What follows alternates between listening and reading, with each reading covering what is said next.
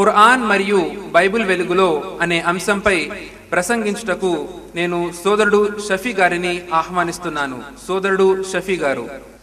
అల్హమ్దులిల్లాహి వహదా వస్సలాతు వస్సలాము అలా మల్లా నబియ బాదా అమ్మా బాద్ ఫఅఊజు బిల్లాహి మినష్ షైతానిర్ రజీం బిస్మిల్లాహిర్ రహ్మానిర్ రహీం ఇల్లా మా తాబా వ ఆమన వ అమిల అమలన్ సాలిహన్ ఫఉలైక యుబద్దిలుల్లాహు సయ్యిఆతిహిం హసనాత్ వ కానల్లాహు గఫూరర్ రహీమ. బిస్మిల్లాహిర్ రహ్మానిర్ రహీం రబ్బిష్రహ్ లీ సద్రి వ యస్సిర్ లీ అమ్రి వహ్లుల్ ఉఖ్దతం మిన్ లిసాని యఫ్ఖహు ఖౌలి. అనంత కరుణామయుడు, అపార కృపాశీలుడు, సర్వలోకాల సృష్టికర్త అయిన అల్లాహ్ పేరుతో ప్రారంభిస్తున్నాను. నేటి కార్యక్రమానికి సభా నిర్వహణకర్త డాక్టర్ సమీర్ మరియు యుఐఆర్సి జనరల్ సెక్రటరీ సోదరుడు సిరాజుర్ రెహమాన్ గారు, అదేవిధంగా నేటి కార్యక్రమానికి విచ్చేసినటువంటి హిందూ, ముస్లిం, క్రైస్తవ సోదర సోదరీమణులందరినీ కూడాను నేను ఇస్లామీయ పద్ధతిలో ఆహ్వానిస్తున్నాను. అస్సలాము అలైకుం వరహమతుల్లాహి వబరకాతుహ్. దీని అర్థం సృష్టికర్త అయిన అల్లాహ్ యొక్క శాంతి మరియు శుభాలు మీ అందరి జీవితాలలో వర్షించుకాక. ఆమీన్ యా రబ్బల్ ఆలమీన్. నేటి నా అంశం పాపము, పరిహారం, రక్షణ, ఖురాన్ మరియు బైబిల్ వెలుగులు. ముందుగా పాపము అన్న అంశాన్ని చూసుకున్నట్లయితే, నేడు మనము జీవితం గడుతుండే ఈ సమాజంలో ఉదయం మేలుకునే దగ్గర నుంచి రాత్రి పడుకునే వరకు పాపానికి సంబంధించిన కార్యాలు మనము నిత్యకృతము చూస్తూనే ఉన్నాము. అవి వీర విహారం చేస్తూ సమాజంలో ముందుకెళ్తూ ఉన్నాయి. నేడు మానవుడు సమాజంలో శాస్త్ర సాంకేతిక రంగాల్లో ఎంత వేగంగా అయితే ముందుకు వెళ్తున్నాడో అంతకన్నా వేగంగా పాపపు కార్యాలు చేయడంలో ముందుకు దూసుకుని వెళ్తున్నాడు.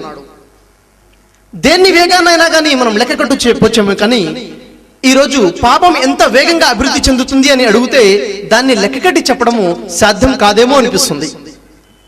అయితే మన ఈ సమాజంలో పాపపు కార్యాలు ఇంత వేగంగా పెరిగిపోవడానికి గల కారణం ఏమిటి అని చూసినట్టయితే, దానికి గల కారణాల్లో ఒక కారణము పాపానికి సంబంధించినటువంటి సరి అయిన అవగాహన లేకపోవడము. ఏది పాపపు కార్యము, ఏది పాపపు కార్యము కాదు అన్న విషయంలో అవగాహన లేకపోవడము ఇది ఒక కారణం. ఉదాహరణకు చూసినట్లయితే, సమాజంలో ఉన్నటువంటి ఒక వర్గం వారు దేవుడు ఒక్కడే, ఆయన అద్వితీయుడు, రెండు కానివాడు, ఆయనను తప్ప, ఆ ఏకైక దైవాన్ని తప్ప మరొకరిని ఆరాధించడము పాపమండి, ఇది తప్పు అని అంటూ ఉంటే, సమాజంలో ఉన్నటువంటి మరొక వర్గం వారు అంటున్నారు, అదేమీ లేదండి, ఎవరి నమ్మకాలు వారివే, ఎవరి విశ్వాసాలు వారివే, అది తప్పు అని పాపని అనకూడదు అంటున్నారు. అయితే సోదర మహాశయులారా, మన సమాజంలో ఈ మానవుడు చేసేటటువంటి కార్యాలలో ఇది పాపపు కార్యము, ఇది పుణ్యకార్యము అని నిర్ణయించేది ఎవరు? ఈ మానవుడే స్వతహాగా నిర్ణయించుకోవాలా, లేక ఈ మానవుడిని పుట్టించినటువంటి ఆ సృష్టికర్త నిర్ణయిస్తాడా? మరొక విషయాన్ని మనం చూసినట్లయితే, మన సమాజంలో ఉన్నటువంటి మన క్రైస్తవ సోదరుని చూసినట్లయితే, క్రైస్తవ సోదరుల్లో కొంతమంది ఈ మానవుడు జన్మతహానే పాపి అండి అని అంటున్నారు. అంటే ఏమిటి? పుట్టుకతోనే ఈ మానవుడు పాపి, పాపాన్ని కలిగి ఉన్నాడు అని అంటున్నారు కొంతమంది క్రైస్తవ సోదరులు. ఈ విషయాన్ని మనం హిందూ సోదరుల ముందో, ముస్లింల సోదరుల ముందో ప్రస్తావించామనుకోండి, మానవుడు పుట్టుకతోనే పాపాన్ని కలిగి ఉన్నాడు, పుట్టుకతోనే పాపి అంటే వెంటనే ఆ ముస్లిం మరియు హిందూ సోదరులు అంటారు, అయ్యో ఇదెక్కడి విడ్డూరం అండి, మానవుడు పెద్దవాడై పాపపు పని చేస్తే కదా పాపం వస్తుంది, పుట్టుకతోనే పాపి ఎలా అవుతాడు అని వారికి అర్థం అవటం లేదు. అయితే ఇక కాస్త మనం ఆలోచిద్దాము. ఏదైతే పుట్టుకతోనే మానవుడు పాపి, జన్మతహానే జన్మించడంతోనే పాపాన్ని తీసుకుని పుడుతున్నాడు అని ఏదైతే క్రైస్తవ సోదరులు కొంతమంది కలిగి ఉన్న సిద్ధాంతం ఏదైతే ఉందో, ఆ సిద్ధాంతాన్ని కాస్త మనం పరిశీలిద్దాం. ఆ సిద్ధాంతం ఏమిటంటే, మన అందరి తండ్రి అయినటువంటి ఆదం అలైహిస్సలాం, మన అందరి తల్లి అయినటువంటి హవ్వా అలైహిస్సలాం ని సృష్టికర్త అయిన దైవం తయారు చేసిన తర్వాత వారితో దేవుడు ఒక ఆజ్ఞాపించాడు, మీరు ఈ చెట్టు దగ్గరికి వెళ్ళకూడదు, ఈ పండు తినకూడదు అనేసి. దేవుడు ఆజ్ఞాపించిన ఆజ్ఞని వారు మీరేసి ఆ చెయ్యొద్దు అన్న పని వారు చేయటం జరుగుతుంది. దానివల్ల ఆదాం మరియు హవ్వా అలైహిస్సలాంలకి పాపం వస్తుంది. ఇంతవరకు బాగానే ఉంది. అయితే ఈ క్రైస్తవ సోదరులు ఏమంటున్నారంటే, వారికి వచ్చినటువంటి ఆ పాపం, ఆదం అలైహిస్సలాంకి హవ్వా అలైహిస్సలాంకి వచ్చినటువంటి పాపము వారితో అక్కడే ఆగకుండా ఆ పాపము వారి తర్వాత తరాల వారికి సంక్రమించింది. ఆదాం హవ్వ వారికి ఎంతమంది అయితే పుట్టారో వారందరూ కూడా ఆదాం యొక్క హవ్వ యొక్క పాపాన్ని తీసుకుని పంచుకుని పుడుతున్నారు. ఆ పాపం ఎంత దాకా వచ్చిందంటే అది మీ దాకా నా దాకా సమస్త మానవాళికి కూడా ఆ పాపము సంక్రమించింది. అంటే పాపము సంక్రమిస్తుంది, మానవుడు జన్మతా పాపి అన్న సిద్ధాంతాన్ని వీరు బోధిస్తున్నారు. ఇది జన్మతా పాప సిద్ధాంతం. మరి ఈ జన్మతా పాపం ఏదైతే మానవుడికి ఉందో ఇది ఎలా క్షమించబడుతుంది? ఈ పాపం ఎలా దూరం అవుతుంది అంటే ఈ సమస్త మానవాళి పాపాల కోసము ఆ దేవుడు తన కుమారుడైన యేసుని భూమికి పంపించి శిలువ మీద తన ప్రాణాలు అర్పించే విధంగా చేశారు. శిలువ మరణంలో, యేసు యొక్క శిలువ మరణంలో మానవుల యొక్క పాపాలు క్షమించబడతాయి. ఎవరైతే యేసు మా పాపాల కోసము రక్తం చిందించి చనిపోయారు అని నమ్ముతారో వారి పాపాలు క్షమించబడతాయి అని ఈ క్రైస్తవ సోదరులు అంటూ ఉన్నారు. అయితే సోదర మహాశయులారా, మరి ఈ సిద్ధాంతాన్ని మనం ఖురాన్ మరియు బైబిల్ వెలుగులో చూసే ముందు అసలు బైబిల్ పాపం గురించి ఏమంటుందో కాస్త మనం వివరంగా చూద్దాం. ఉదాహరణకి ఇది బైబిల్ గ్రంథం, తెలుగు భాషలో ఉన్నటువంటి బైబిల్ గ్రంథం. ఈ బైబిల్ గ్రంథంలో పాపము అన్న పదం అనేక సార్లు కనబడుతూ ఉంటుంది. ఈ తెలుగు భాషలో ఉన్న బైబిల్ గ్రంథము ఇంగ్లీష్ భాషలో ఉన్నటువంటి బైబిల్ నుంచి ట్రాన్స్లేషన్ చేయడం జరిగింది. ఎక్కడెక్కడైతే తెలుగు భాషలో పాపము అన్న పదం కనబడుతుందో ఆ ప్రాంతాలలో ఇంగ్లీష్ బైబిల్లో SIN సిన్ అన్న పదం కనబడుతుంది. అయితే ఈ ఇంగ్లీష్ బైబిల్ ఏదైతే ఉందో ఈ ఇంగ్లీష్ బైబిల్ లాటిన్ భాషలో ఉన్నటువంటి బైబిల్ నుంచి ట్రాన్స్లేషన్ చేయడం జరిగింది. లాటిన్ భాషలో ఉన్న బైబిల్ హెబ్రూ భాషలో ఉన్నటువంటి బైబిల్ నుంచి ట్రాన్స్లేషన్ చేయడం జరిగింది. అయితే ఎక్కడెక్కడైతే తెలుగు బైబిల్లో పాపము అని ఉందో, ఎక్కడెక్కడైతే ఇంగ్లీష్ బైబిల్లో సిన్ అని ఉందో ఆ ప్రాంతాలలో హెబ్రూ భాషలో ఉన్నటువంటి బైబిల్లో ఏమని ఉపయోగించడం జరిగింది కాస్త మనం చూసినట్లయితే పాపము అన్న ఒక పదం బదులుగా హెబ్రూ భాషలో 3 వేరు వేరు పదాలు కనబడుతూ ఉన్నాయి. గమనించదగ్గ విషయం. ఏమిటా పదాలు, వాటి అర్థాలు ఏమిటి అంటే ఉదాహరణకి మొదటి పదము హాతా అనే పదం కనబడుతుంది, రెండవ పదము అవాన్ అనే పదం కనబడుతుంది, మూడో పదము పేషా అనే పదము కనబడుతుంది. వీటి అర్థాలు ఏమిటి చూడండి. ముందుగా హాత అంటే పొరపాటుగా చేసేటటువంటి పాపము, పొరపాటుగా జరిగిపోయింది, ఇది పాపము హాత అంటే. రెండోది అవాన్ అంటే అర్థం ఏమిటి? ఉద్దేశపూర్వకంగా ఈ తప్పు చెయ్యాలి అని నిర్ణయించుకొని ఉద్దేశపూర్వకంగా చేయడాన్ని అవాన్ అని అంటారు. ఇది రెండో రకమైనటువంటి పాపము హెబ్రూ భాషలో కనబడే పదము. మూడో పదము పేషా అనేటువంటి పదము. దీని అర్థం ఏమిటంటే దేవునికి తిరుగుబాటు ఉద్దేశంగా, ఎవరికి? దేవునికి, దేవుని ఆజ్ఞకి తిరుగుబాటు ఉద్దేశంగా చేసేటటువంటి ఆజ్ఞ అతిక్రమమే, చేసేటువంటి తప్పునే పేషా అని అంటారు. అయితే ఈ మూడింటికి తేడా ఉందా లేదా? పొరపాటుగా చేసే పాపానికి, ఉద్దేశపూర్వకంగా చేసే పాపానికి, దేవునికి వ్యతిరేకంగా చేసే పాపానికి చాలా తేడా ఉంది. ఈ 3 పదాలని 3 వేరు పదాలతో ట్రాన్స్లేషన్ చేయకుండా మూడింటి కూడా SIN సిన్ అనే ఒకే ఒక పదంతో ట్రాన్స్లేషన్ చేశారు. దాన్ని తెలుగు భాషలో పాపము అని ఒకే ఒక పదంతో ట్రాన్స్లేషన్ చేయడం జరిగింది. అయితే ఇక్కడ మనం చూడవలసిన విషయం ఏమిటంటే, నేను ఇంత వివరంగా ఎందుకు చెప్తున్నానంటే ఆదం అలైహిస్సలాం ఏదైతే పాపం చేశారు అని అంటున్నారో అది ఎలాంటి పాపము? ఆదం అలైహిస్సలాం, ఆదం వారు, హవ్వ వారు దేవుడికి తిరుగుబాటు ఉద్దేశంగా చేసినటువంటి పాపమా? దేవుడితో తిరుగుబాటు చేయాలి అని చేసినటువంటి పాపమా? అది పేషానా? లేక ఈ తప్పు చెయ్యాలి అని నిర్ణయించుకుని ఉద్దేశపూర్వకంగా చేసినటువంటి అవాన్ అనే పాపమా? కాదే. ఈ రెండూ కాదన్న విషయం మనకు అర్థమవుతుంది. అయితే సోదర మహాశయులారా, మరి ఈ జన్మతా సిద్ధాంత పాపం ఏదైతే క్రైస్తవ సోదరులు బోధిస్తున్నారో దాని గురించి కాసింత వివరంగా మనం పరిశీలించినట్లయితే వీరి సిద్ధాంతం ప్రకారంగా, వీరు చెప్తున్న సిద్ధాంతం ప్రకారంగా మానవుడు పుట్టుకతోనే పాపాన్ని కలిగి ఉన్నాడు. అంటే ఈ రోజు ఇప్పుడు పుట్టినటువంటి బాబు లేదా పాప కూడాను వీరి దృష్టిలో ఈ సిద్ధాంత ప్రకారంగా పాపియే పాపాన్ని కలిగి ఉన్నాడు. ఈ పాపం క్షమించబడాలంటే యేసు మా పాపాల కోసం చనిపోయాడన్న విషయాన్ని నమ్మాలి. ఒకవేళ నేను అడుగుతున్నాను, ఆ బాబు యేసు మా పాపాల కోసం చనిపోయాడన్న విషయం తెలియకుండానే 1 నెల వయసులో, 6 నెలల వయసులో, 1 సంవత్సరం వయసులో, 5 సంవత్సరాల వయసులో బాబుగా ఉన్నప్పుడే చనిపోయాడు, చిన్న పిల్లవాడిగా ఉన్నప్పుడే చనిపోతే తను పాపముతోనే చనిపోయాడు కదా. మరి పాపంతో చనిపోయి ఉంటే ఆ బాబు చనిపోతే ఎక్కడికి వెళ్తాడు? స్వర్గంలోకి వెళ్తాడా, నరకంలోకి వెళ్తాడా? అంటే ఈ సిద్ధాంతం ప్రకారముగా మానవుడు జన్మతా పాపాన్ని కలిగి ఉన్నాడన్న సిద్ధాంతం ప్రకారముగా చనిపోయిన పిల్లలందరూ కూడాను నరకంలోకి వెళ్తున్నారు. ఎందుకు? ఆదాం తప్పు చేశాడు కదా, అందుకని. ఈ సిద్ధాంతం ప్రకారముగా కానీ సోదర మహాశులారా, ఈ సిద్ధాంతాన్ని యేసు వారు ఖండిస్తున్నారు. యేసు వారు ఒప్పుకోవడం లేదు. బైబిల్ని చూసినట్లయితే బైబిల్లో మత్తయి సువార్త 19వ అధ్యాయము 13, 14 వాక్యాలు చూసినట్లయితే అక్కడ యేసు వారి దగ్గరికి కొంతమంది వస్తారు ప్రార్థన చేయించుకోవడం కోసము. వారితో పాటు చిన్న పిల్లల్ని కూడా తీసుకుని వస్తే ఆ చిన్న పిల్లల్ని చూసి యేసు వారి యొక్క శిష్యులు యేసు దగ్గరికి రానివారు, వారిని ఆటంకపరుస్తారు, వారి ఆపేస్తుంటారు. ఇది గమనించినటువంటి యేసు వారు అంటున్నారు, చిన్న పిల్లల్ని ఆటంకపరచుకుడి, వారి నా వద్దకు రానివుడి. పరలోక రాజ్యము ఇలాంటి వారిదే. పరలోక రాజ్యం, స్వర్గం ఎలాంటిది? ఇలాంటి వారితోనే ఉంటుంది. అంటే ఇలాంటి పాపలతో ఉంటుందనా? ఇలాంటి పాప స్వభావం ఉన్న వారితో ఉంటుందనా? కాదు, ఇలాంటి పరిశుద్ధులతో ఉంటుందని అంటున్నారు. అంటే యేసు వారి దృష్టిలో పిల్లలు పరిశుద్ధులు, పాపులు కాదు. మొదటి విషయం. రెండో విషయం, జన్మజా సిద్ధాంతం ప్రకారముగా మానవులందరూ కూడా పాపులే. ఇక్కడ కూర్చున్న మీరు, మేము అందరము పాపులమే. ప్రతి మానవుడు పాపే. ఎవడు కూడా నీతిమంతుడు లేడు, ఎవడు కూడా పరిశుద్ధుడు లేడు, జన్మతా సిద్ధాంతం ప్రకారముగా. ఈ విషయాన్ని కూడా యేసు వారు ఖండిస్తున్నారు. ఉదాహరణకు చూసినట్లయితే బైబిల్ గ్రంథంలో మత్తయి సువార్త 9వ అధ్యాయము 12వ వాక్యంలో, లూకా సువార్త 5వ అధ్యాయము 30 మరియు 31 వాక్యాలు చూసినట్లయితే యేసు వారు చెప్తున్నారు, రోగులకే గాని ఆరోగ్యవంతులకి వైద్యుడు అక్కరలేదు. మారు మనసు పొందుటకు నేను పాపులను పిలవవచ్చింది కానీ నీతిమంతులను పిలవరాలేదు. యేసువారు ఎందుకు వచ్చారంట? పాపులని మారు మనసు పొందండి అని చెప్పడానికి వచ్చారంట, నీతిమంతులను పిలవడానికి రాలేదు. అంటే ఏమర్థమవుతుంది? యేసువారు వచ్చినప్పుడు లోకంలో పాపులు ఉన్నారు, నీతిమంతులు కూడా ఉన్నారు. మానవులందరూ పాపులే అన్న సిద్ధాంతాన్ని యేసువారు ఖండిస్తున్నారు. లోకంలో నీతిమంతులు కూడా ఉన్నారు.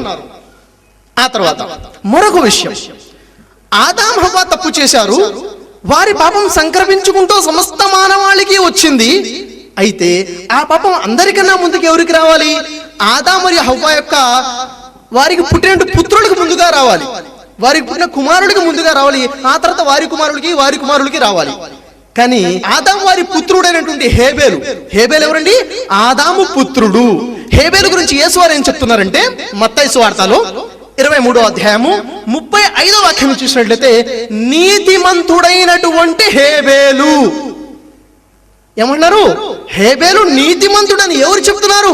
యేసు వారు చెప్తున్నారు. మరి ఆదాం యొక్క పాపము హేబేలు వద్దకే రాలేదు, ఆదాం కుమారుడు వద్దకే సంక్రమించలేదు. అందరి దగ్గరికి ఎలా సంక్రమిస్తుంది? లేదు. పాప సంక్రమణ అనేది వాస్తవమైన సిద్ధాంతము కాదు. ఉదాహరణకి ఆదాం తప్పు చేస్తే మానవులందరూ పాపులే అంటాం ఎలాంటిదంటే, ఒక మనిషి దొంగతనం చేశాడు, ఆ వ్యక్తి దొంగతనం చేశాడు కాబట్టి అతని కుమారుణ్ణి, అతని మనవణ్ణి దొంగ అని పిలవచ్చా?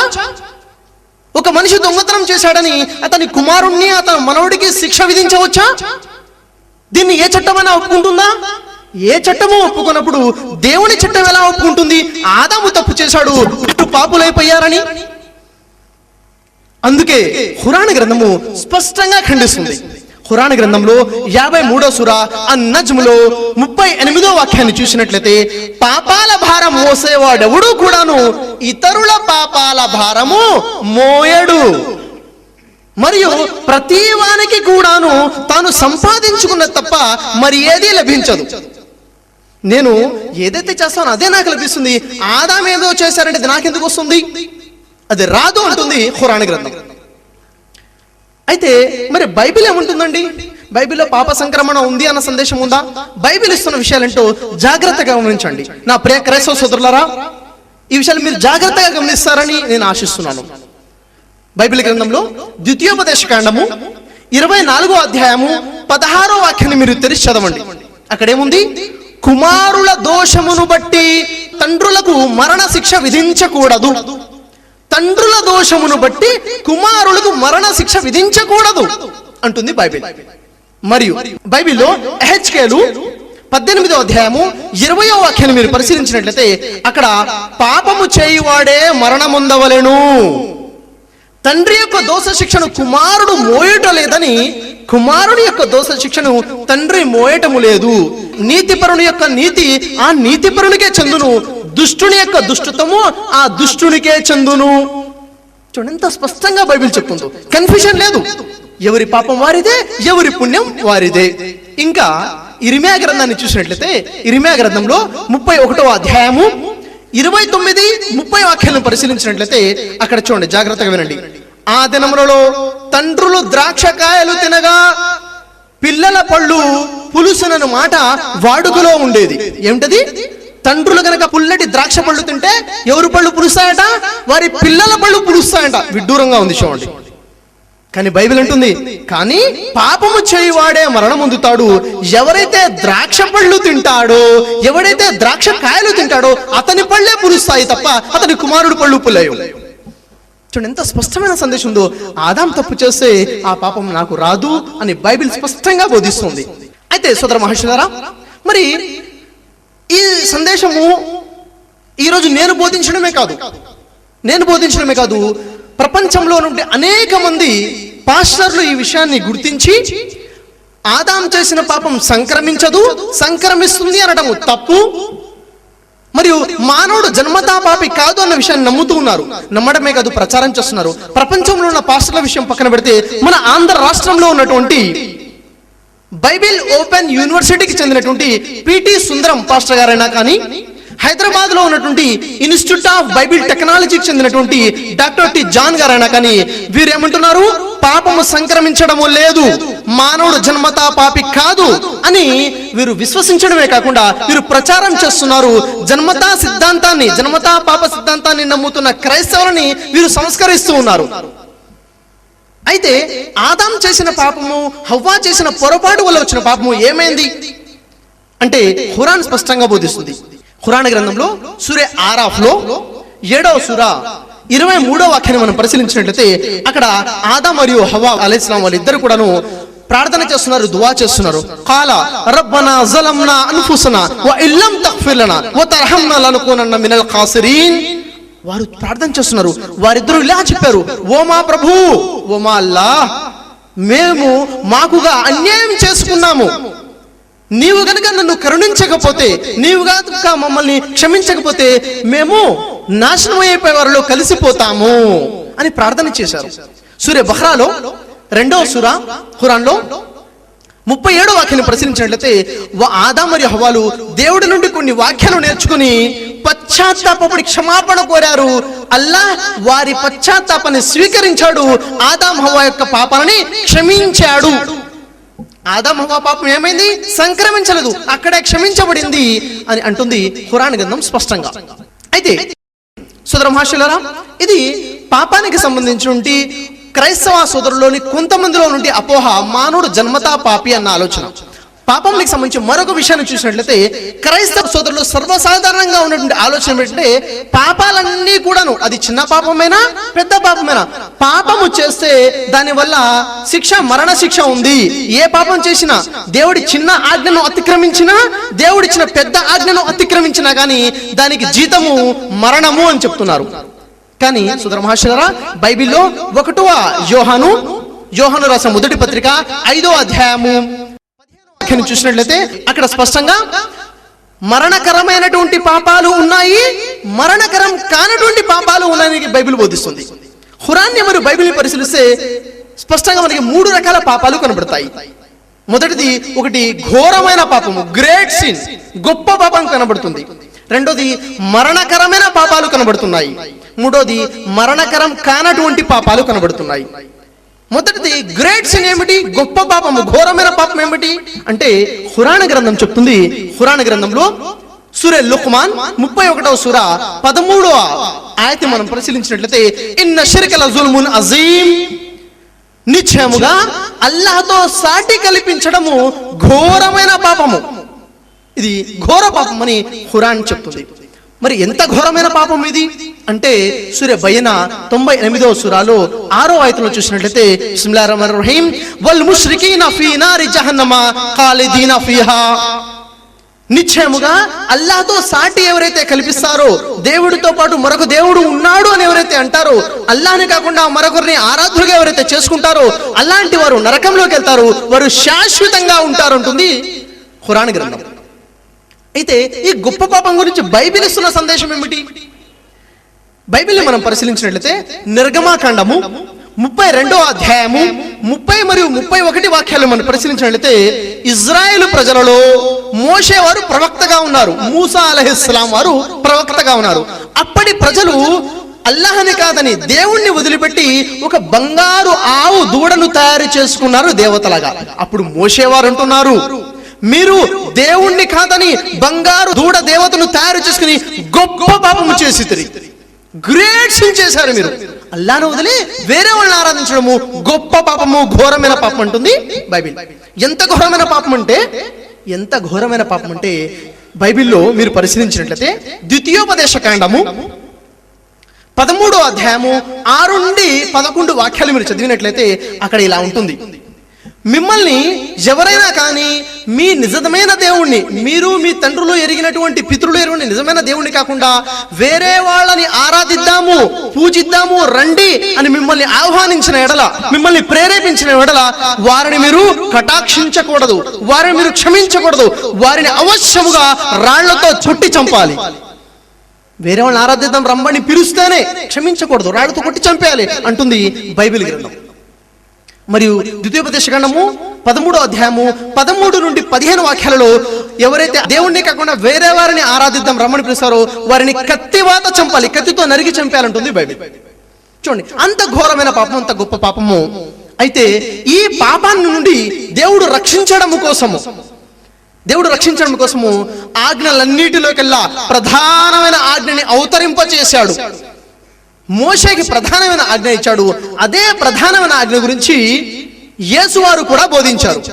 అయితే దురదృష్టకరమైన విషయం ఏమిటంటే, నిజంగా నాకు చాలా బాధ అనిపించే విషయం ఏమిటంటే, నా ప్రియతమ క్రైస్తవ సోదరుల్ని కలిసి, నా అనుభవంలో నా క్రైస్తవ సోదరులు కలిసి వారిని నేను ప్రశ్నించడం జరిగింది అనేక సార్లు. మీరు కూడా ప్రశ్నించండి. ఏమిటా ప్రశ్న?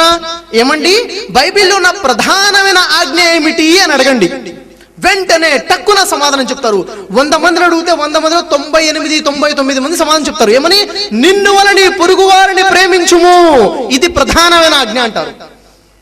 కానీ దురదృష్టకరమైన విషయం ఏంటంటే, బైబిల్లో ప్రధానమైన ఆజ్ఞ ఇది కాదు. బైబిల్లో అసలు ప్రధానమైన ఆజ్ఞ ఏమిటో క్రైస్తవ సోదరులు మర్చిపోయారు. కాదు, క్రైస్తవులు మర్చిపోలేదు, సాతాను మరిపించే విధంగా చేశాడు. అక్కడ దేవుడు ప్రవక్తలు విత్తిన విత్తనాలని సాతాను విత్తుకుని వెళ్ళిపోయాడు. అసలు ప్రధానమైన ఆజ్ఞ ఏమిటి? ద్వితీయోపదేశ కాండము 6వ అధ్యాయము 4వ వాక్యాన్ని చూసినా కానీ, కొత్త నిబంధన మార్కు సువార్త 12వ అధ్యాయము 29వ వాక్యాన్ని చూసినా కానీ, 29 నుండి 32 వాక్యాలు చూసినా కానీ అక్కడ స్పష్టంగా తెలియచేయడం జరుగుతుంది, మన దేవుడైన ప్రభువు అద్వితీయుడైన ప్రభువు. మన దేవుడు అద్వితీయుడు, రెండు కానివాడు ఒక్కడే. ఎవరి దేవుడు? యేసు అన్నారు. మన దేవుడు యేసు కూడా దేవుడే. అయితే మీరు మీ పూర్ణ హృదయముతో, పూర్ణ వివేకముతో, పూర్ణ మనసుతో, పూర్ణ బలముతో మీ దేవుడైన ప్రభువును మాత్రమే ప్రేమించాలి, సేవించాలి అన్నది ప్రధానమైన ఆజ్ఞ. ఈ ఆజ్ఞని క్రైస్తవ సోదరులు మర్చిపోయిన కారణంగా దేవుడు ఒక్కడే అద్వితీయుడు, రెండు కానివాడు అని నమ్మడం మానేసి దేవుడు ఒక్కడే కానీ త్రిత్వము అని నమ్ముతున్నారు, ముగ్గురు అని నమ్ముతున్నారు. యెహోవా ఒక్కడే, యెహోవాతో పాటు మరొక దేవుడు లేడు అనకుండా యెహోవా దేవుడే, యెహోవాతో పాటు యేసు కూడా దేవుడే అంటున్నారు. పాపం దురదృష్టవశాత్తు మన క్రైస్తవ సోదరులు గొప్ప పాపంలో మునిగి ఉన్నారు, దేవుడితో సాటి కల్పించున్నారు. జాగ్రత్తగా ఆలకించి మిమ్మల్ని మీరు పరీక్షించుకోవాలని, బైబిల్లో టెస్ట్ చేసుకోవాలని నేను ఆశిస్తున్నాను. అయితే సోదర మహర్షులరా, ఈ గొప్ప పాపం నుండి రక్షించడం కోసమే దేవుడు ప్రధానమైన ఆజ్ఞని అవతరింపచేయడం జరిగింది. బైబిల్లో ఆ ప్రధానమైన ఆజ్ఞ మనం చూడగలుగుతున్నాము. ఇది గొప్ప పాపానికి సంబంధించిన వివరణ. ఆ తర్వాత బైబిల్లో మరణకరమైన పాపాలు ఉన్నాయి. ఉదాహరణకి, ఎవరైనా వ్యభిచారం చేస్తే అతనికి మరణ శిక్ష విధించాలి, ఎవరైతే నరహత్య చేస్తే మరణ శిక్ష విధించాలి. ఈ విధంగా మరణకరమైన శిక్షలు ఉన్నాయి. ఖురాన్ గ్రంథంలో సూర్య బఖరాలు చూసుకున్నట్లయితే 2వ సూర 178వ వాక్యంలో అన్యాయముగా ఎవరైనా ఒక మానవుణ్ణి చంపితే దానికి గాను మరణ శిక్ష విధించాలి అని ఖురాన్ అంటుంది, మరణకరమైన శిక్షలు. మరియు బైబిల్ని మనం పరిశీలించినట్లయితే బైబిల్లో నిర్గమాకాండము 21వ అధ్యాయంలో 12 నుండి 17 వాక్యాలు, నిర్గమాకాండము 22వ అధ్యాయము 18 మరియు 19 వాక్యాలు చూసినట్లయితే అక్కడ మరణకరమైన శిక్షల యొక్క లిస్ట్ ఉంటుంది. అదేమిటి? అన్యాయంగా మానవుణ్ణి చంపినవాడు, తల్లిదండ్రులను దూషించినవాడు, తల్లిదండ్రులను కొట్టినవాడు, ఒక మానవుణ్ణి దొంగిలించి అమ్మివేసినవాడు, మరి మృగ సంయోగం చేసిన వాడు, ఇవన్నీ కూడాను మరణకరమైన శిక్షలు, వీరని మరణ శిక్ష విధించాలి అంటుంది. ఇవి మరణకరమైన పాపాలు. అయితే మరణకరం కానటువంటి పాపాలు కూడా ఉన్నాయి. ఇది గమనించదగ్గ విషయం. ఉదాహరణకి బైబిల్లో లేవియాకాండము 4వ అధ్యాయము 2వ వాక్యంలో, లేవియాకాండము 4వ అధ్యాయం 22వ వచనంలో, లేవియాకాండము 4వ అధ్యాయము 27వ వచనంలో చూసుకున్నట్లయితే అక్కడ పొరపాటుగా చేసినటువంటి పాపాల కోసము పరిహారం చెల్లించాలి అని ఉంది. మరణ శిక్ష లేదు. మరియు మత్తయి సువార్త 18వ అధ్యాయము 15వ వాక్యంలో, అదేవిధంగా లూకా సువార్త 17వ అధ్యాయం 3-4 వాక్యాలు చూసినట్లయితే, అదేవిధంగా 1 తిమోతి 5వ అధ్యాయము 20వ వాక్యాన్ని మనం పరిశీలించినట్లయితే అక్కడ పాపము చేయి వాడిని గద్దించాలి అని ఉంది. ఏం చేయాలి? భయపెట్టాలి, ఇంకోసారి చేయొద్దని గద్దించాలి అని ఉంది. ఇవి మరణకరం కానటువంటి పాపాలు. ఇది నా యొక్క ప్రసంగంలో మొదటి అంశము, పాపము గురించి వివరణ. దీంట్లో మనం చూసాము, మానవుడు జన్మతా పాపి కాదు. పాపాలన్నిటిలో కల్లా గొప్ప పాపము దేవుణ్ణి కాకుండా వేరే వాడిని దేవుడా అని పిలవడము, వేరే వాళ్ళని దేవుళ్ళ చేసుకోవడం. అయితే రెండో అంశము పరిహారము. పాపానికి పరిహారం ఏమిటి? ఈ గొప్ప పాపం ఉంది, మరణకరమైన పాపాలు, వ్యభిచారము, దొంగతనాలు, రకరకాల పాపాలు ఉన్నాయి, చిన్న చిన్న పొరపాట్లు ఉన్నాయి. మరి ఈ పాపాలకి పరిహారం ఏమిటి? ఈ పాపాలు, ఒక మనిషి పాపం చేశాడు, దానికి పరిహారము, దాని రక్షణ, ఆ పాపం ఎలా క్షమించబడుతుంది అంటే క్రైస్తవ సోదరులు మీకు ఏం చెప్తారు? క్రైస్తవ సోదరులు కలిగి ఉన్న ఆలోచన ఏమిటంటే, బైబిల్లో 2 నిబంధనలు ఉన్నాయండి, 2 భాగాలు. ఓల్డ్ టెస్ట్మెంట్ ఉంది, న్యూ టెస్ట్మెంట్ కూడా ఉంది. వారు మీకు ఇచ్చే సమాధానం ఏమిటంటే, పాపాలు ఎలా క్షమించబడతాయి అన్న ప్రశ్నకి సమాధానము, పాత నిబంధన కాలంలో అయితే ఎవరైనా ఏదైనా పాపము చేస్తే దానికి పరిహారం ఏమిటి? ఒక గొర్రెనో, ఒక మేకపిల్లనో, ఒక ఎద్దునో బలిగా ఇచ్చేయాలి, పాపం క్షమించబడుతుంది. జంతు బలి ఇవ్వాలి పాప క్షమాపణ కోసం. ఎక్కడ? పాత నిబంధన గ్రంథంలో. అయితే సమాజంలో పాపాలు బాగా పెరిగిపోయాయి కాబట్టి ఆ దేవుడు తన కుమారుడైన యేసును భూమి మీద పంపించి ఆ యేసు శిలువ మరణం పొందే విధంగా చేశాడు. ఇప్పుడు కొత్త నిబంధన గ్రంథంలో ఎవరి పాపాలు క్షమించబడాలన్నా కానీ యేసు మా పాపాల కోసం చనిపోయాడు అని విశ్వసిస్తేనే మీ పాపాలు క్షమించబడతాయి, లేకపోతే మీ పాపాల్లో మీరు ఉండిపోతారు, అలాగే చనిపోతారు. అంటే ఇప్పుడు మనం ఉన్న కాలంలో పాపాలు, ఏ పాపమైనా క్షమించబడాలంటే ఏం చేయాలి? యేసు మా పాపాల కోసం చనిపోయాడు అని నమ్మాలి అంటున్నారు క్రైస్తవ సోదరుడు. అయితే వాస్తవానికి పాపానికి పరిహారము పాత నిబంధనలో రక్తబలి, కొత్త నిబంధనలో యేసు మరణమేనా? వాస్తవానికి బైబిల్ అదే విషయాన్ని బోధిస్తుందా? కాస్త మనం పరిశీలించినట్లయితే సోదర మహాశయులారా, అయితే ఇంతకన్నా అదనంగా వారు చెప్పే విషయం ఏమిటంటే, ముఖ్యమైన విషయం అదేమిటంటే, క్రైస్తవ సోదరులు చెప్పే విషయం ఏమిటంటే, అసలు దేవుడు యేసును భూమి మీదికి పంపించిందే శిలువ మరణం కోసము. అదే ప్లాన్, అసలు అదే ఉద్దేశంతో, అదే కాన్సెప్ట్ తో దేవుడు యేసును భూమి మీదకి పంపించాడు. యేసు భూమి మీదకి వచ్చింది కూడాను అందుకే, ఎందుకు? శిలువ మీద చనిపోవడం కోసము అని అంటున్నారు. అయితే ఒకసారి మనం బైబిల్లో పరిశీలించినట్లయితే యేసు వారు ఏం చెప్తున్నారో చూద్దాం. క్రైస్తవులు ఏమన్నారు? యేసు వచ్చింది శిలువ మరణం కోసం అన్నారు. యేసు వారు ఏమన్నారంటే, యోహాను సువార్త 18వ అధ్యాయము 38వ వాక్యంలో చూసినట్లయితే యేసు వారు స్వయంగా చెప్తున్నారు, నేను సత్యమును గూర్చి సాక్ష్యం ఇచ్చుటకు పుట్టి తిని, ఇందు నిమిత్తమే ఈ లోకమునకు వచ్చి తిని. యేసువారు ఎందుకు పుట్టారు?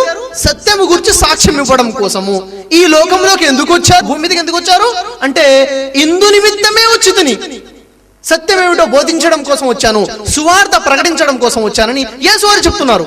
మరియు లూకా సువార్త 4వ అధ్యాయము 43వ వాక్యంలో మనం చూసినట్లయితే అక్కడ యేసువారు చెప్తున్నారు, నేను ఇతర పట్టణములలో దేవుని సువార్త ప్రకటింపవలనని ఇందు నిమిత్తమే నేను పంపబడి తిని. పంపింది దేవుడు. దేవుడు ఎందుకు పంపాడు? ఇతర పట్టణాలలో దేవుని సువార్త ప్రకటించాలని. శిలువ మరణం పొందాలని ఉందా? లేదు. ఇంకొక విషయం మీరు జాగ్రత్తగా వింటే అర్థమవుతుంది. ఏమిటది? యేసువారు చెప్తున్నారు, యోహాను సువార్త 17వ అధ్యాయము 4వ వాక్యంలో యేసువారు అంటున్నారు, చూడండి ఏమంటున్నారు? దేవుడితో ప్రార్థన చేస్తున్నారు, పరలోకమందున తండ్రి, ఓ దేవుడా, నీవు నాకు ఇచ్చినటువంటి పనిని నేను సంపూర్ణముగా నెరవేర్చి, సంపూర్ణముగా చేసి భూమి మీద నిన్ను మహిమపరిచితిని అంటున్నారు. అంటే యేసువారు ఏమన్నారంటే, దేవుడా, నీవు ఏదైతే పని నాకు ఇచ్చి పంపించావో, ఏ పని కోసమైతే నువ్వు నన్ను భూమి మీద పంపించావో ఆ పనిని నేను సంపూర్ణముగా చేసేసాను. సంపూర్ణం అంటే ఎంతండి? 95%? ఎంత? 100% చేశాను. అంటే 1% కూడా మిగలలేదు. మొత్తం నువ్వు ఇచ్చిన పని మొత్తం చేసేసాను, నా పని అయిపోయింది అంటున్నారు. ఎప్పుడు అంటున్నారు? ఇది గమనించాలి, ఇది ముఖ్యమైన విషయం. ఎప్పుడంటే యేసుని యూదులు సిలువ వేయడం కోసము పట్టుకోలేదు. ఇంకా యూదులు యేసుని పట్టుకొని బైబిల్ ప్రకారంగా పట్టుకొని తీసుకెళ్లి చిత్రహింసలు పెట్టి సిలువేసి ఈ మొత్తం స్టోరీ తర్వాత. అంతకన్నా ముందే అంటున్నారు, మధ్యలో ఇక్కడ ఉన్నారు యేసు వారు, సిలువేయడం ఎక్కడో ఉంది. వీరు అంటున్నారు ఇక్కడ నుండి, నీవు నాకు ఇచ్చిన సంపూర్ణంగా చేసేసాను. ఏమిటా పని? నీ సువార్త ప్రకటించడము నేను చేసేసాను. ఈ పని కోసమే నేను వచ్చాను. ఇప్పుడు చెప్పండి సోదర మహాశులారా, యేసు వారు ఎక్కడైనా నేను శిలువ మరణం పొందడం కోసమే వచ్చితిని, ఇందు నిమిత్తమే వచ్చితిని అని చెప్పారా? లేదు కదా. లేని విషయాన్ని నమ్మడం తప్పు కదా. కాబట్టి ఈ విషయాన్ని జాగ్రత్తగా పరిశీలించాలి. మరి ఒక ప్రశ్న, పాపాలు ఎలా క్షమించబడతాయి? క్రైస్తవ సోదరుల్లో ఒక పెద్ద ప్రశ్న ఏంటంటే, ముస్లింల పాపాలు ఎలా క్షమించబడతాయి? మా పాపాలు అయితే మా పాపాల కోసం యేసు చనిపారు. ముస్లింస్ పాపాలు ఎలా క్షమించబడతాయి? హిందువుల పాపాలు ఎలా క్షమించబడతాయి? అసలు పాప క్షమాపణ ఎలా జరుగుతుంది అంటే మనం ఎవరి మాట కాదు, యేసు మాట చూద్దాం. యేసు వారు ఏమంటున్నారు? మత్తయి సువార్తలో 6వ అధ్యాయము 13, 14 వాక్యాలు మరియు 15వ వాక్యాన్ని చూసినట్లయితే యేసు వారు అన్నారు, మీరు మనుషుల పాపములను, మనుషుల అపరాధములను క్షమించినట్లయితే దేవుడు మీ పాపాలను క్షమిస్తాడు. చూడండి, మీ పాపాలు ఎలా క్షమించబడతాయి? మీ తమ్ముడో, అన్నయ్యనో, మీ పొరుగువాడో, మీ స్నేహితుడో మీ ఎడల ఏదైనా తప్పు చేశాడు, మీరు అతని పాపాన్ని క్షమించండి, మీ పాపాలని దేవుడు క్షమిస్తాడు. సింపుల్. యేసు చెప్తున్నారు పాపాలు క్షమించే పద్ధతి. ఒకసారి యేసు వారి దగ్గరికి యేసు శిష్యుల్లో ఒకడు వచ్చేసి అడుగుతున్నారు, యేసయ్యా మాకు ప్రార్థన చేయడం నేర్పవా? ప్రార్థన ఎలా చేయాలి మాకు నేర్పు, దువా ఎలా చేయాలి నేర్పు అంటే యేసు వారు ప్రార్థన నేర్పుతున్నారు. లూకా సువార్త 11వ అధ్యాయం 4వ వాక్యంలో ఏమిటా ప్రార్థన? యేసు వారు చెప్తున్నారు, పరలోకమందున్న దేవుడా, పరలోకమందున్న తండ్రి, మేము మాకు అప్పు ఉన్న వారిని మేము క్షమించుచున్నాము, కాబట్టి నీవు మా పాపాలని క్షమించు అని ప్రార్థన చేయాలట. మాకు అప్పు ఉన్న వాళ్ళని మేము క్షమిస్తున్నాము, కాబట్టి నువ్వు నా పాపాలను క్షమించు. పాపాలు క్షమించే పద్ధతి, క్షమాపణ అయ్యే విధానము యేసు వారు బోధిస్తున్నారు.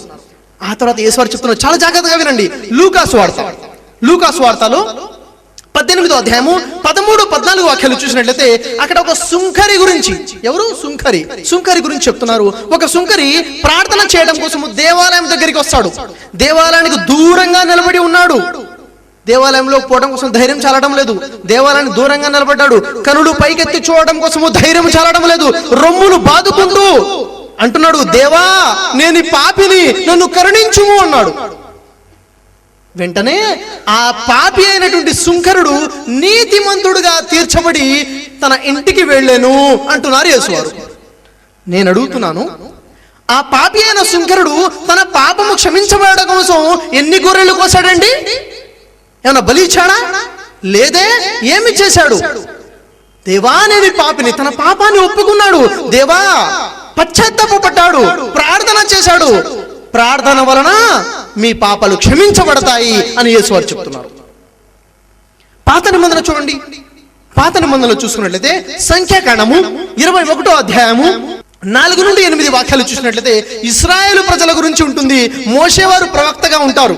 అప్పుడు దేవుడు ఆజ్ఞాపిస్తాడు, మీరు ఈ ప్రాంతాన్ని వదిలేసి ఫలానా అడవిలోనికి వెళ్ళండి అని చెప్తారు. ఆజ్ఞ మేరకు ఈ మోషే వారు తన ప్రజల్ని తీసుకొని, ఇశ్రాయేలు ప్రజల్ని తీసుకుని అక్కడికి వెళ్తారు. అక్కడ తినడానికి భోజనం ఉండదు, తాగడానికి నీళ్లు ఉండవు. అక్కడున్న ప్రజలు అంటున్నారు, ఏమన్నారు? మమ్మల్ని ఈ ప్రాంతానికి ఎందుకు తీసుకొచ్చావు అని చెప్పేసి దేవుడికి వ్యతిరేకంగా మాట్లాడుతున్నారు. అప్పుడు ఏమైతుంది చూడండి. దేవుడికి వ్యతిరేకంగా మాట్లాడితే వారికి పాపం వచ్చింది. దేవుడి ప్రవక్త మోషేకి వ్యతిరేకంగా మాట్లాడితే వారికి పాపం వచ్చింది. ఆ పాపానికి దేవుడికి ఆగ్రహం వచ్చింది.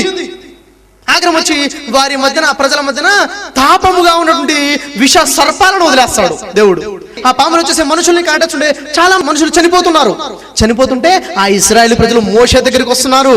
చూడండి ఏమంటున్నారు, సంఖ్యాకాండము 21:4-8 వాక్యాలలో మరేమంటున్నారు, మోషే దగ్గర వచ్చి మేము దేవునికి మరియు నీకును వ్యతిరేకంగా మాట్లాడి పాపము చేశాము, కాబట్టి నీవు దేవుడికి ప్రార్థన చేయి, ఏమని మా వద్ద ఈ సర్పాలు లేకుండా ఉండునట్టుగా చేయమని ప్రార్థన చేయమంటారు. మోషే వారు దేవుడికి ప్రార్థన చేశారు, దేవుడు ఆ ప్రార్థన ఆలకిస్తాడు. ఇక్కడ కూడా ఒక గొర్రె కూడా తెగలేదే, ఒక బలి కూడా ఇవ్వడం జరగలేదే, రక్తం చిందుతేనే పాప క్షమాపణ అన్న సిద్ధాంతం ఇక్కడ మనకు కనబడడం లేదే. ఇంకా పాపాలు ఎలా క్షమించబడతాయంటే ఖురాన్ స్పష్టంగా చెప్తుంది.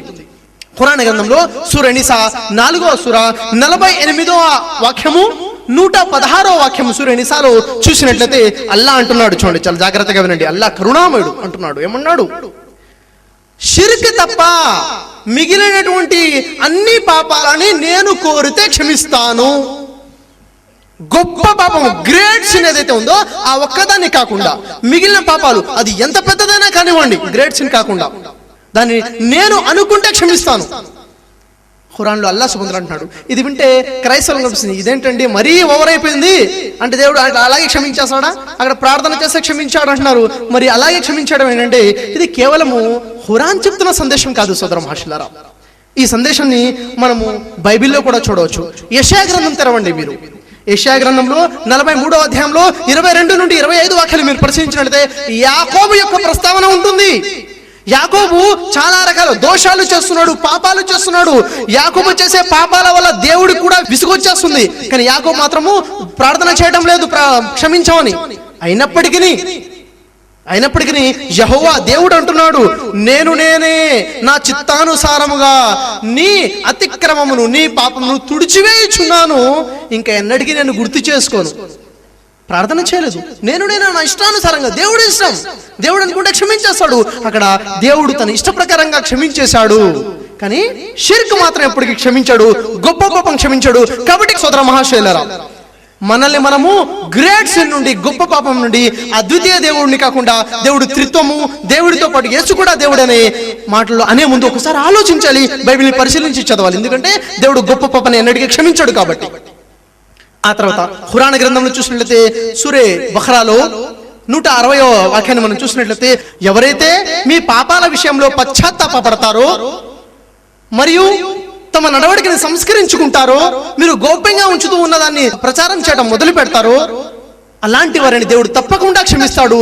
దేవుడు పశ్చాత్తాపని బాగా స్వీకరించేవాడు, క్షమాపణ గొప్పగా చేసేవాడు. అల్లా యొక్క పేరులో అత్తవ్వాబ్ అన్న పేరుంది. అత్తవ్వాబు అంటే గొప్పగా దాసుడి యొక్క పశ్చాత్తాపాన్ని స్వీకరించేవాడు.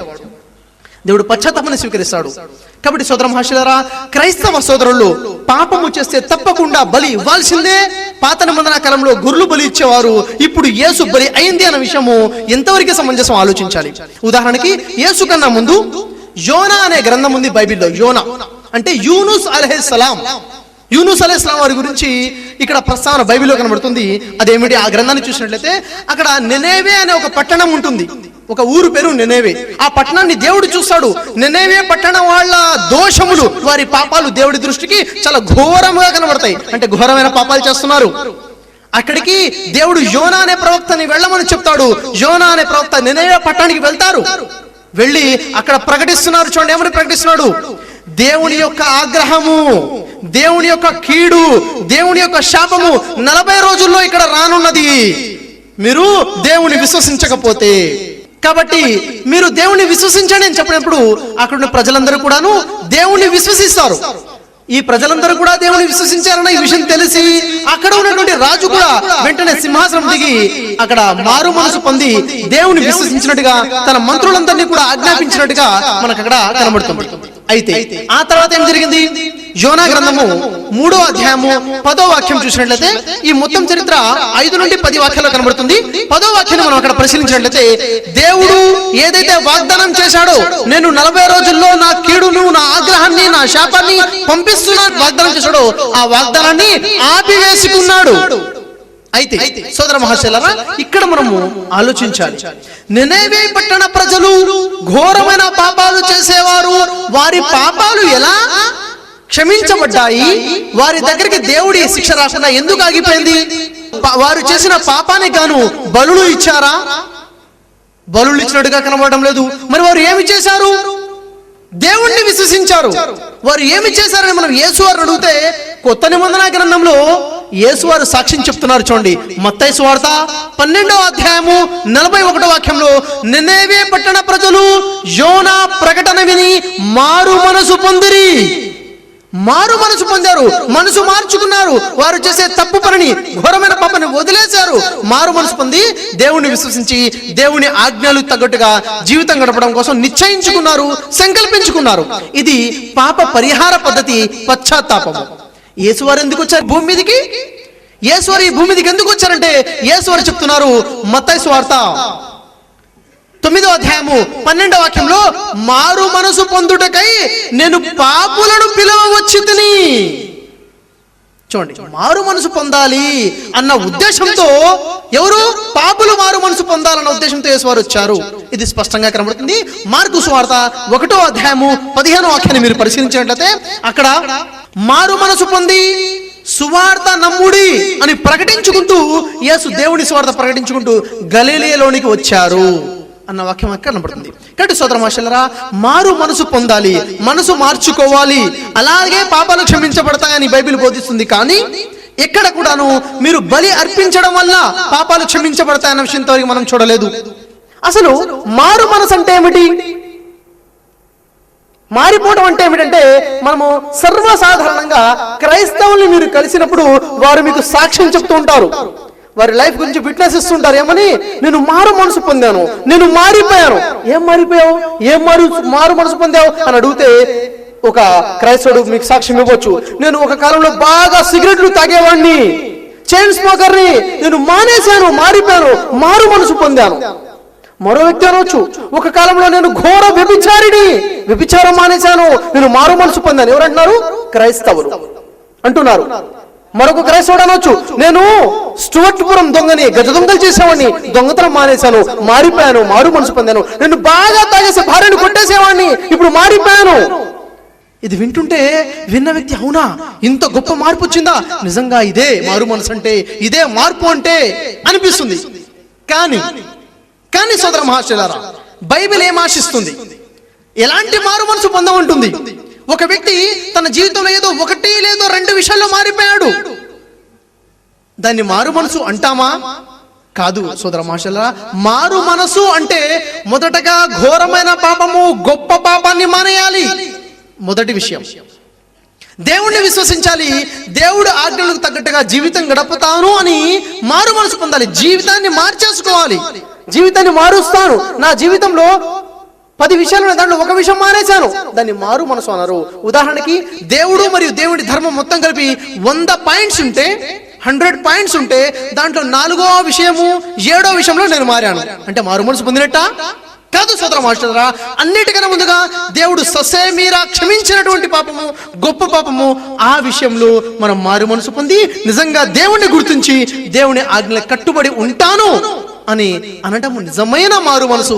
ఆ మారు మనసు పొందారు నినెవే పట్టణ వారు.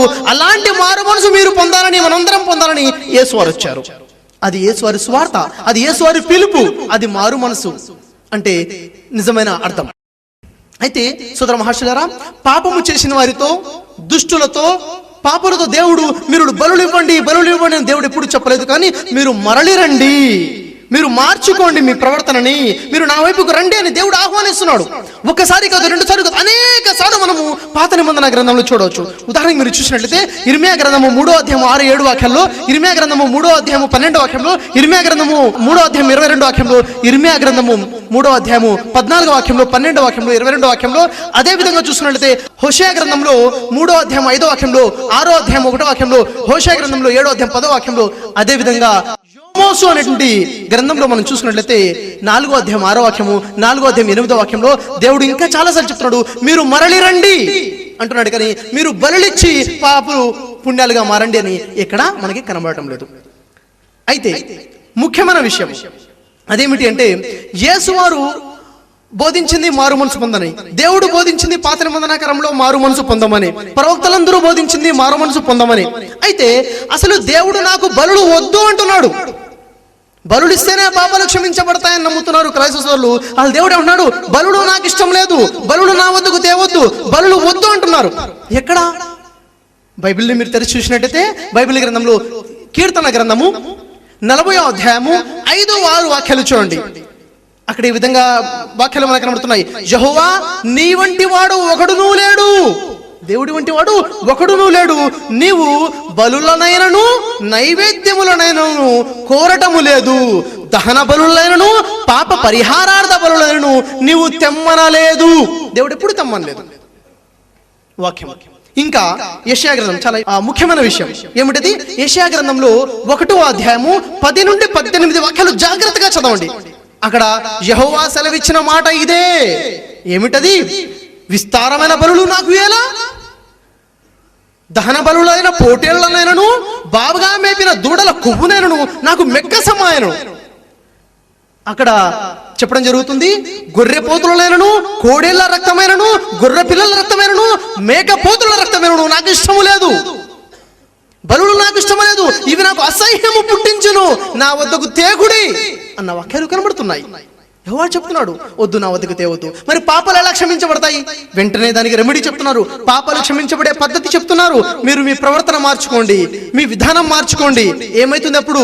యెహోవా మాట ఇస్తున్నాడు. యెహోవా ఇచ్చిన మాట తప్పేవాడు కాదు. యెహోవా అంటున్నాడు, మీరు మీ పాపాల చేత, మీ పాపాలు రక్తము వలె ఎర్రగా ఉన్నా కానీ నేను వాటిని హిమము వలె తెల్లగా చేసేస్తాను, మంచు వలె తెల్లగా మార్చేస్తాను. మీ ప్రవర్తన మార్చుకుంటే కెంపు వలె ఎర్రగా అయినా కానీ గొర్రె బొచ్చు వలె తెల్లగా నేను మార్చేస్తాను. మీ పాపాలను నేను పుణ్యాలుగా మార్చేస్తాను. మీ ప్రవర్తన మార్చుకుంటే. బలులు మాత్రం నాకు వద్దని మనం పాత నిబంధన గ్రంథంలో చూస్తున్నాము. అయితే ఈ విషయం ఉన్న తర్వాత ఒక క్రైస్తవుడు ప్రశ్నించవచ్చు, అదేమిటండి మీరు ఇలా చెప్తున్నారు? పాత నిబంధన గ్రంథంలో పొరపాటుగా చేసిన పాపాల కోసం బలి ఇవ్వమని ఉంది కదా. పొరపాటుగా చేసిన పాపాల కోసము గొర్రె తీసుకొచ్చి బలివు, మేక పిల్లని తీసుకొచ్చి బలివు అని ఉంది కదా. లేదంటారేంటి? ఉంది. దాని గురించి కాస్త మనం ఆలోచిద్దాం. ఉదాహరణకి అసలు ఏమని ఉంది అక్కడ, దాని వాస్తవం ఏమిటి? లేవియా గ్రంథం తెరవండి మీరు. లేవియా గ్రంథము 4వ అధ్యాయంలో 2వ వాక్యము, 22వ వాక్యము, 27వ వాక్యాల్లో మనకు కనబడుతుంది. ఏమని? మీకు పొరపాటుగా చేసినటువంటి పాపాల పరిహారముగా మీరు గొర్రెలను బలివ్వమని, ఆడ మేక బలివ్వమని కనబడుతుంది. ఎందుకని అలా ఉంది అంటే అసలు అక్కడ ప్రజల యొక్క సంపద ఏమిటి? గొర్రెలే. వారి యొక్క సంపద ఏమిటి? గొర్రెలు. కాపర్లు వాళ్ళు, వాళ్ళ దగ్గర గొర్రెలు ఉన్నాయి, దాన్ని బలిగా ఇవ్వమని చెప్పారు. లేదండి మీరు తప్పుగా చెప్తున్నారు. అక్కడ ఉద్దేశము వాడి సంపద కాదు, గొర్రెలో రక్తం ఉంది కాబట్టి రక్తము ఇంపార్టెంట్, రక్తము చిందాలి పాపం క్షమించబడటం కోసం, కాబట్టి బలి ఇవ్వమన్నారు అని క్రైస్తవుడు ఎవరైనా అన్నారనుకోండి, పాపం ఆ క్రైస్తవుడు ఆ వాక్యాన్ని స్పష్టంగా చదవలేదు కాబట్టి అంటున్నాడు. అక్కడ చదవండి, లేవియా కాండము 5వ అధ్యాయము 11, 12 వాక్యాలు దాని నెక్స్ట్ లోనే కనబడుతుంది. ఆ వాక్యాల కిందనే మనకు కనబడుతుంది, మీ దగ్గర బలి ఇవ్వడము కోసము పాప పరిహారార్థ బలిగా మీ దగ్గర గొర్రెలు లేకపోతే, మేక పిల్లలు లేకపోతే, పక్షులు కూడా లేకపోతే మీరు తూమెడు గోధుమ పిండిలో నుంచి 10వ వంతు తీసుకుని రండి. ఏంటిది? గోధుమ పిండి. ఇదే మీ పాప పరిహారార్థ బలి. నేను అడుగుతున్నాను, గోధుమ పిండిలో రక్తం ఉంటుందా? మరి అది పాప పరిహారార్థ బలిగా ఎలా పనికొస్తుంది? పాప పరిహారార్థ బలి దేవుడు ఏది ఇవ్వమంటే అది ఇవ్వడము, రక్తము అని అక్కడ ఉద్దేశము కాదు. ఉదాహరణకి ప్రవక్త ముహమ్మద్ సల్లల్లాహు అలైహి వసల్లం వారి దగ్గరికి ఒక వ్యక్తి, ఒక సహాబా, వారి యొక్క అనుచరుడు వస్తారు. వచ్చి అడుగుతున్నారు, ఓ అల్లాహ్ యొక్క ప్రవక్త, ఓ ప్రవక్త ముహమ్మద్ గారు, నాతో తప్పు అయిపోయింది, నేను తప్పు చేశాను, నాతో పాపమైంది. ఏమిటా పాపము? నేను ఈరోజు ఉపవాసం ఉన్నాను, ఉపవాసం ఉండి ఉపవాసాన్ని విరమించేశాను. ఉపవాసాన్ని కావాలని విరమించడం పాపం. నేను తప్పకుండా ఉండవలసిన ఉపవాసాన్ని నేను విరమించేసాను, పాపం వచ్చేసింది, నా పాపానికి పరిహారం ఎలా అని అడుగుతున్నారు. చూడండి, పాపానికి పరిహారం ప్రవక్త ముహమ్మద్ వారు ఏం చెప్పారు? వింటున్నారు, నీవు ఒక పని చేయి, నీ దగ్గర ఉన్నటువంటి ఒక బానిసని విడుదల చేసేసాయి, ఇది నీ పాప పరిహారార్థ బలి అన్నారు. ఆ వ్యక్తి ఏమన్నాడో తెలుసా? ఓ అల్లాహ్ యొక్క ప్రవక్త, నా దగ్గర బానిస లేడు కదా. నీ దగ్గర బానిస లేడా? అలా అయితే నువ్వు 60 రోజులు ఎడతెగకుండా, మధ్యలో ఆపకుండా ఉపవాసం పాటించు, ఇది నీ పాప పరిహారంగా పనిచేస్తుంది. ఓ అల్లాహ్ యొక్క ప్రవక్త, ఆ శక్తి నాకు లేదు, 60 రోజులు ఉపవాసం ఉండలేవా?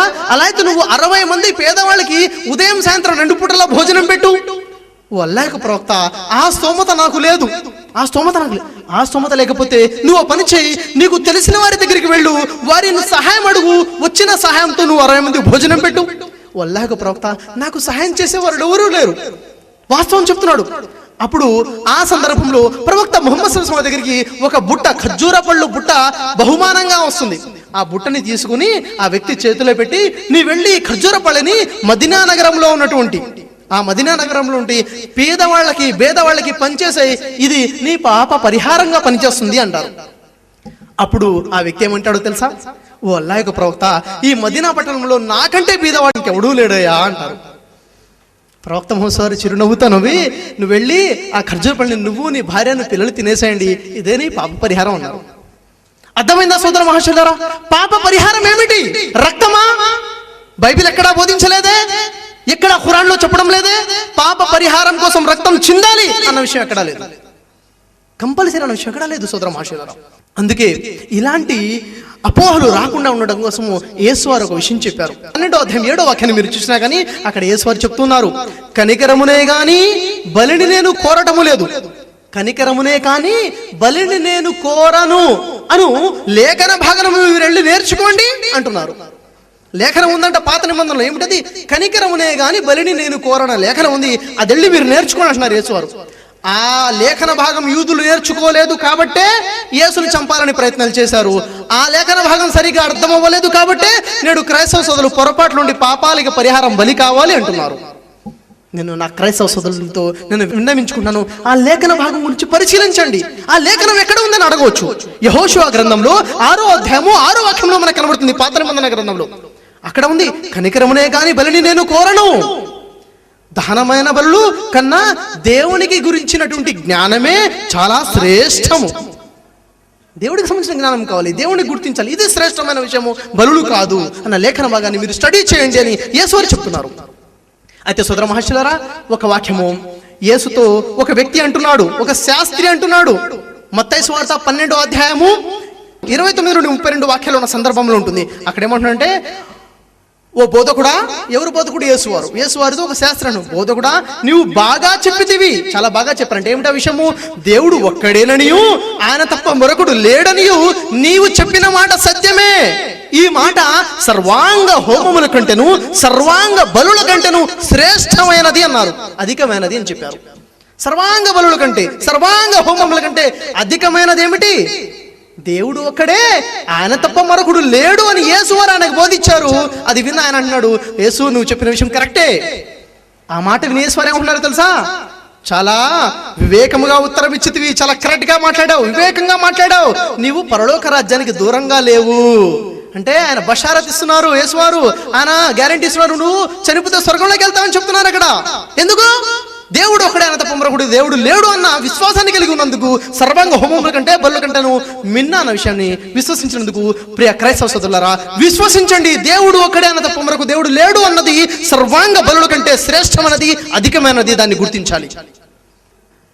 అయితే యేసువారు అనేక ఉపమానాలు బోధించారు. యేసువారు ఏది బోధించినా ఉపమానంతో బోధించేవారు. ఉపమానం అంటే ఉదాహరణ, ఎగ్జాంపుల్ ఇచ్చి బోధించేవారు. యేసువారి స్పెషాలిటీ అది.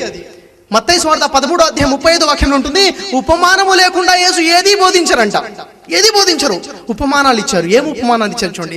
యేసువారు అనేక ఉపమానాలు ఇచ్చారు, ఉదాహరణలు. దానిలో ఒక 2-3 చిన్న చిన్న ఉపమానాలు నేను ముందు చెప్తాను. అదేమిటి? మీలో ఒక మానవుడు ఉన్నాడు, యేసువారు అంటున్నారు. యేసువారు అన్నారు, మీలో ఒక మానవుడు ఉన్నాడు, అతనికి 100 గొర్రెలు ఉన్నాయి. ఎన్ని? 100 గొర్రెలు. అతను 100 గొర్రెల నుంచి ఒక గొర్రె తప్పిపోయింది. ఆ మనిషి ఏం చేస్తాడంట? 99 గొర్రెలను అడవిలో వదిలేసి ఆ ఒక్క గొర్రెని వెతకడం కోసం వెళ్ళడా? వెళ్తాడు. ఆ ఒక్క గొర్రె దొరకగానే వెంటనే భుజాల మీద వేసుకుని సంతోషంగా ఇంటికి రాడా? వచ్చి తన స్నేహితులతో, ఇరుగు పొరుగు వారితో, నా తప్పిపోయిన గొర్రె నాకు దొరికినది, సంతోషించుడి అని చెప్పడా? అలాగే తప్పిపోయినటువంటి ఒక దాసుడు తిరిగి వస్తే దేవుడికి అంతే సంతోషం కలుగుతుందన్నారు సోదర మహాశయులారా. మరొక ఉపమానం యేసువారు చెప్తున్నారు. ఎక్కడ ఉన్నాయి ఉపమానాలు? కొత్త నిబంధనలో లూకా సువార్త 15వ అధ్యాయము 4 నుండి 8 వాక్యాలలో కనబడుతుంది.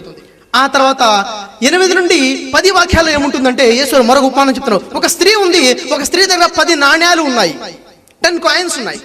అయితే ఆ 10 కాయిన్స్ నుంచి 10 నాణ్యాల నుంచి ఒక నాణ్యం పోయింది. ఆ స్త్రీ వెంటనే ఏం చేస్తుంది? దీపము వెలిగిస్తుంది. దీపం వెలిగించి ఇల్లు మొత్తము ఊడ్చి ఆ నాణ్యము దొరుకు వరకు వెతుకును కదా. నాణ్యము దొరకగానే వెంటనే తన చెలికెత్తెలను పిలిచి, పోయిన నాణ్యము దొరికింది, సంతోషించుడి నాతో పాటు అనదా? అంటుంది కదా. దేవుడు అలాగే దేవుడు అలాగే అంటాడు. మరి ఆ ఉన్నటువంటి 9 నాణాలు ఇక్కడ ఉన్నాయి. దొరికిన నాణ్యం ఒకే ఒక నాణ్యము. ఈ 9 నాణాల వైపు చూసినప్పుడు ఎక్కువ సంతోషం కలుగుతుందా, ఒక నాణాన్ని చూసినప్పుడు ఎక్కువ సంతోషం కలుగుతుందా? తిరిగి వచ్చిన ఒక నాణ్యమే. అలాగే తిరిగి వచ్చిన దాసుడు, ఒక మానవుడు ఉన్నాడు, వెళ్ళాడు, గొప్ప పాపం చేసేసాడు, షిర్క్ చేసేసాడు, తప్పిపోయాడు, తిరిగి వచ్చాడు. దేవుడు చాలా సంతోషిస్తాడు. ఇలా అనేక ఉపమానాలు. మరొక ఉపమానం చూస్తున్నట్లయితే అక్కడ యేసు వారు చెప్తున్నాడు, లూకా సువార్త 15వ అధ్యాయంలో 11వ వాక్యం నుండి 32 వాక్యాల వరకు చూసినట్లయితే ఒక తండ్రి ఉంటాడు, అతనికి 2 కుమారులు ఉంటారు. జాగ్రత్తగా వినండి. ఆ 2 కుమారుల్లో చిన్న కుమారుడు తండ్రి యొక్క ఆస్తి భాగాన్ని తీసుకుని తను వేరే ప్రాంతానికి వెళ్ళిపోయి అక్కడ మొత్తం ఖర్చు పెట్టేసి డబ్బులు మొత్తం అయిపోచేసేస్తాడు. అయిపోచేసిన తర్వాత అక్కడ డబ్బులు మొత్తం లేకుండా ఉంటాయి. ఒక వాడి దగ్గర కూలివాడిగా చేరతాడు, పనివాడిగా చేరతాడు. ఆ చిన్న కొడుకు ఉన్నటువంటి రాజ్యంలో కరువు వచ్చేస్తుంది, తినడానికి ఆహారం కూడా ఉండదు. అప్పుడు గుర్తొస్తాడు తండ్రి, బుద్ధి వస్తుంది. తండ్రి గుర్తొస్తాడు, తండ్రి దగ్గరికి వస్తాడు, వచ్చి అంటున్నాడు, ఓ తండ్రి, నేను పరలోకానికి వ్యతిరేకంగా మీ ముందు పాపము చేశాను, నేను మీకు కుమారుడుగా ఉండడం కోసం యోగ్యుడిని కాదు, నన్ను మీ వద్ద కూలివాడిగా చేర్చుకోండి, పనివాడిగా చేర్చుకోండి అన్నప్పుడు తండ్రి అంటాడు, వెంటనే దగ్గరకు వచ్చేసి కౌగిలించుకొని ముద్దు పెట్టుకొని తన దాసుల్ని, తన పని వాళ్ళని పిలిచి, నా కుమారుడు తిరిగి వచ్చాడు, చనిపోయిన నా కుమారుడు తిరిగి బ్రతికి ఉన్నాడు, సంతోషించుడి అని చెప్పి అంటున్నారు. ఏమని చెప్పారు? మీరు బాగా కొవ్వినటువంటి దూడను తీసుకొచ్చి కోసి పార్టీ చేసుకోండి, సంతోషించండి అంటున్నారు. అక్కడ పార్టీ చేసింది పాపు తిరిగి వచ్చి పాపం కోసమా? ఎంజాయ్ చేస్తున్నారు. అక్కడ వెంటలో పెద్ద కుమారుడు వస్తాడు. పెద్ద కుమారుడు ఇంట్లో ఉన్నాడు, పొలానికి వెళ్ళి వస్తున్నాడు. చూస్తే ఇంట్లో మొత్తం గానా బజానా, వాద్యాలు, నాట్యాలు కనబడుతున్నాయి. అది చూసి ఒక దాసుడు వచ్చి, ఏమైతుంది ఇంట్లో అని అడుగుతాడు. నీకు తెలియదా, నీ తమ్ముడు తిరిగి వచ్చాడు, సంతోషంగా మీ తండ్రి ఒక కొవ్విన దూడను కోసి అక్కడ పార్టీ చేస్తున్నారని చెప్పడం జరుగుతుంది. అప్పుడు పెద్ద కుమారుడికి తమ్ముడు వచ్చాడని సంతోషం కలగదు, బాధ కలుగుతుంది. బాధగా ఇంట్లోకి వెళ్ళాడు, బయటలో ఉండిపోతాడు.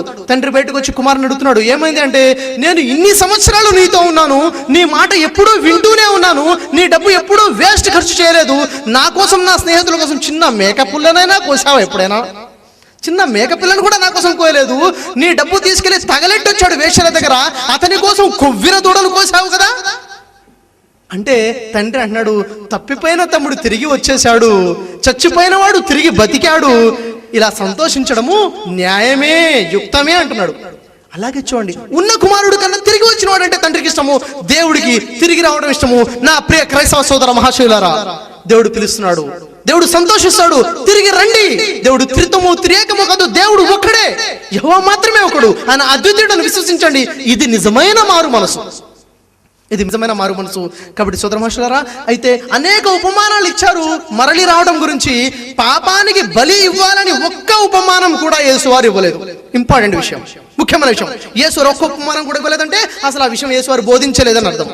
అయితే నా అంశంలో 2వ భాగము పరిహారము అనే అంశంలో నేను చెప్పే విషయం ఏమిటంటే, పూర్తి బైబిల్లో పాత నిబంధన కానీ కొత్త నిబంధన కానీ పాపము చేసినప్పుడు, ఘోరమైన పాపము కానీ మరణకరమైన పాపాలు కానీ చేసినప్పుడు దేవుడు బలి ఇవ్వమన్నట్లుగా కానీ ప్రజలు బలి ఇచ్చినట్టుగా కానీ ఒక్క ఆధారం కూడా లేదు. నేను మళ్ళీ చెప్తున్నాను సోదర మాస్టర్లా, జాగ్రత్తగా ఆలోచించండి.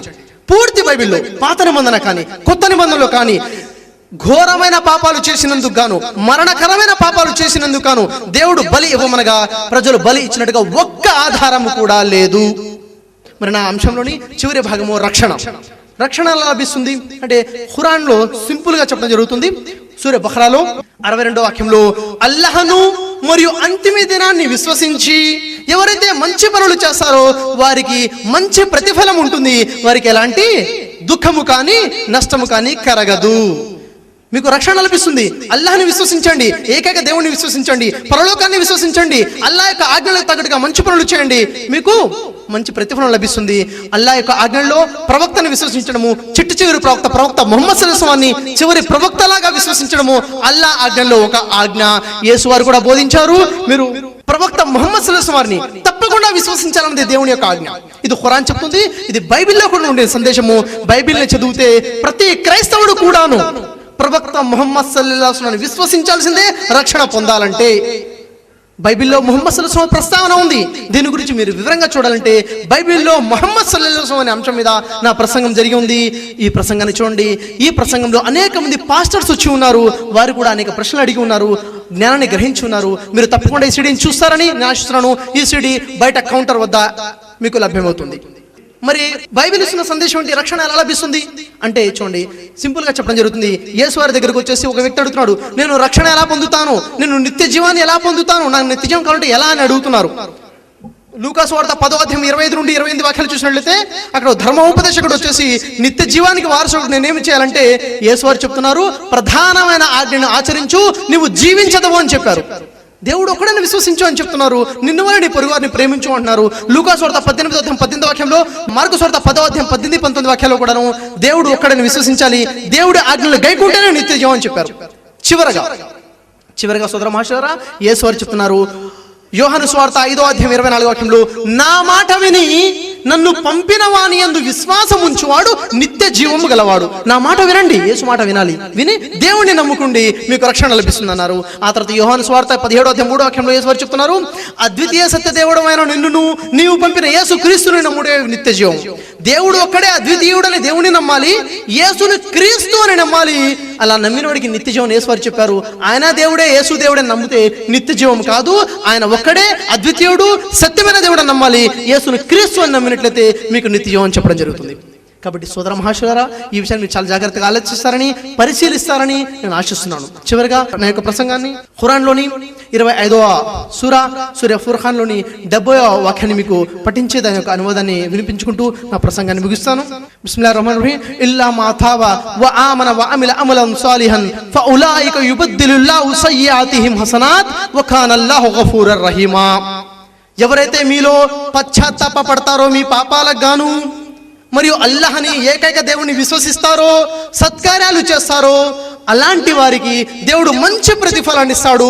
అలాంటి వారి పాపాలను దేవుడు క్షమించడమే కాదు, అలాంటి వారి పాపాలని దేవుడు పుణ్యాలుగా మార్చేస్తాడు. వాఖిరు దావనా అల్హమ్దులిల్లాహి రబ్బిల్ ఆలమీన్. అస్సలాము అలైకుం వరహ్మతుల్లాహి వబరకాతుహు. జజాకల్లాహ్ ఖైర్. ఇప్పటి వరకు మీరు పాపము పరిహారము రక్షణ, ఖురాన్ మరియు బైబిల్ వెలుగులో అనే అంశంపై సోదరుడు షఫీ గారి ఆధారపూరితమైన ప్రసంగాన్ని మీరు ఆలకించారు. ఇన్షాల్లా ఇప్పుడు నేటి ఈ కార్యక్రమంలో అతి ముఖ్యమైనటువంటి ప్రశ్నోత్తరాల సరళిని మనము ఆరంభించబోతున్నాము. మనకున్న తక్కువ సమయంలో ఎక్కువ లాభాన్ని పొందడానికి ప్రశ్నలు చేయదలిచిన వారు కొన్ని ముఖ్య సూచనలు మరియు నిబంధనలు తప్పక పాటించవలసిందిగా నేను కోరుచున్నాను. ప్రశ్నించే వారి కోసం 3 మైక్లు ఏర్పాటు చేయడం జరిగింది. పాపము పరిహారము రక్షణ, ఖురాన్ మరియు బైబిల్ వెలుగులో అనే అంశంపై సోదరుడు షఫీ గారిని ప్రశ్నించదలిచిన వారు నాకు ఎడమ పక్కన ఉన్న మైక్ నుండి మీరు ప్రశ్న అడగగలరు.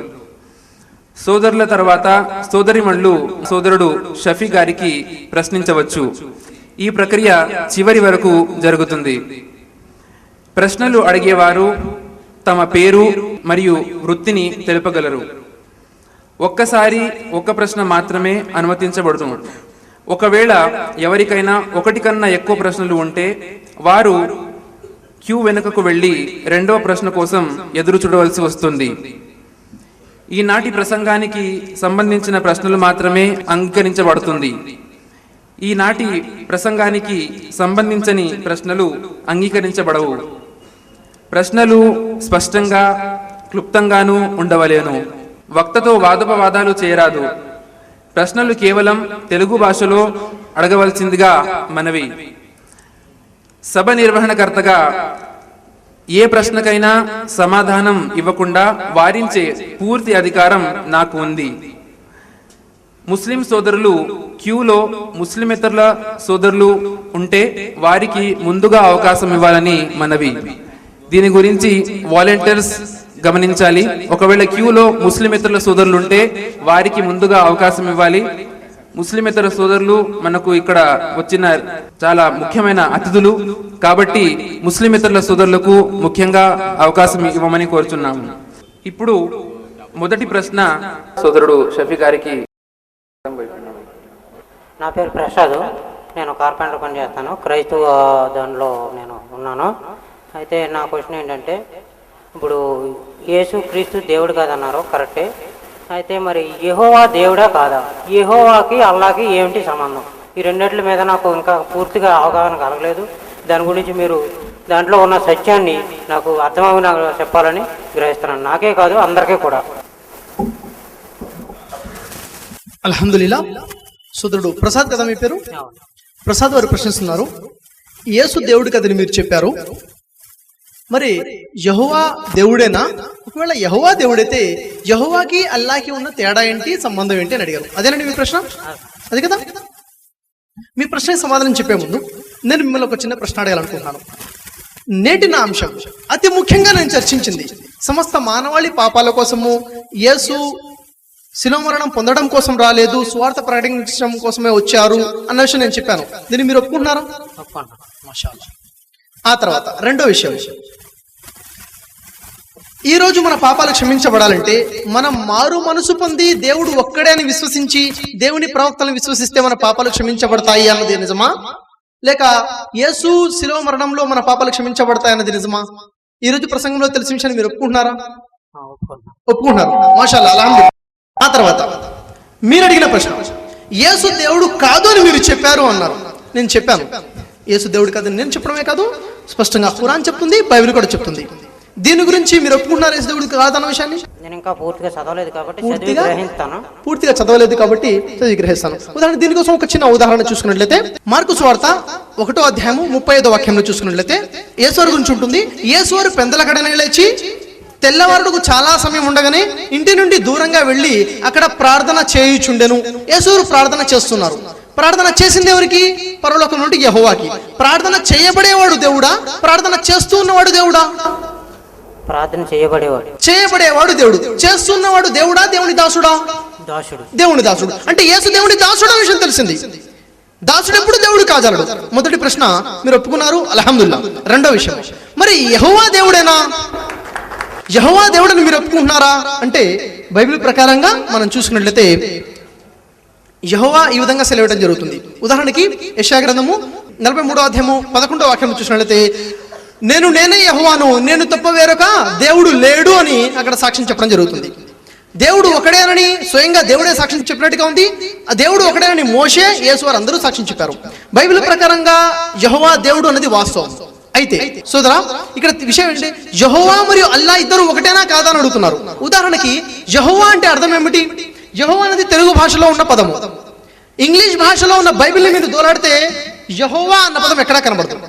యెహోవా అని కనబడుతుంది. యెహోవా కాదు, యెహోవా. మరి వాస్తవానికి హెబ్రూ భాషలో నుండి యెహోవా యొక్క పదాన్ని చూసుకున్నట్లయితే యావే అన్న పదం కనబడుతుంది. ఉదాహరణకి ఖురాన్ లో అల్లాహ్ యొక్క ఒక పేర్లలో 99 పేర్లో ఒక పేరును చూసినట్లయితే యా హయ్యు అని ఉంటుంది.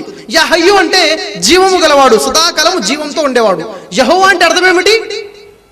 యెహోవా అంటే అర్థం ఏమిటి బ్రదర్? జీవము గలవాడు. యెహోవా అంటే జీవము గలవాడే. అల్లాహ్ యొక్క సిఫాతులో యా హయ్యు అన్నది దాని అర్థం కూడాను జీవము గలవాడే. అల్లాహ్ యొక్క సిఫాత్ గురించి అక్కడ ప్రస్తావించడం జరిగింది. ఆ సిఫాత్ దేవునికి సంబంధించిందే. ఆ సిఫాత్ యా హయ్యు ఎవరి గురించి చెప్పబడిందో, యెహోవా ఏదైతే తెలుగు భాషలో మనం చూస్తున్నామో అతనే అల్లాహ్, ఆయనే సృష్టికర్త, ఆయనే మనం దేవుళ్ళగా భావించాలి. ఈ విషయాన్ని మీరు ఒప్పుకుంటున్నారా? ఒప్పుకుంటున్నాను. అయితే దీని ప్రకారంగా నాకు తెలుగు ఖురాన్ ఒకటి నాకు కావాలని మేము కోరుకుంటున్నాం. తప్పకుండా సోదరుడు ప్రసాద్ గారు పరిశీలించడం తెలుగు ఖురాన్ని కోరుతున్నారు. ప్రసాద్ గారిని స్టేజ్ మీకు నేను ఆహ్వానిస్తున్నాను. వచ్చి తెలుగు ఖురాన్ని స్వీకరించవలసిందిగా కోరుచున్నాను. సోదరుడు ప్రసాద్ నేను ఆహ్వానిస్తున్నాను.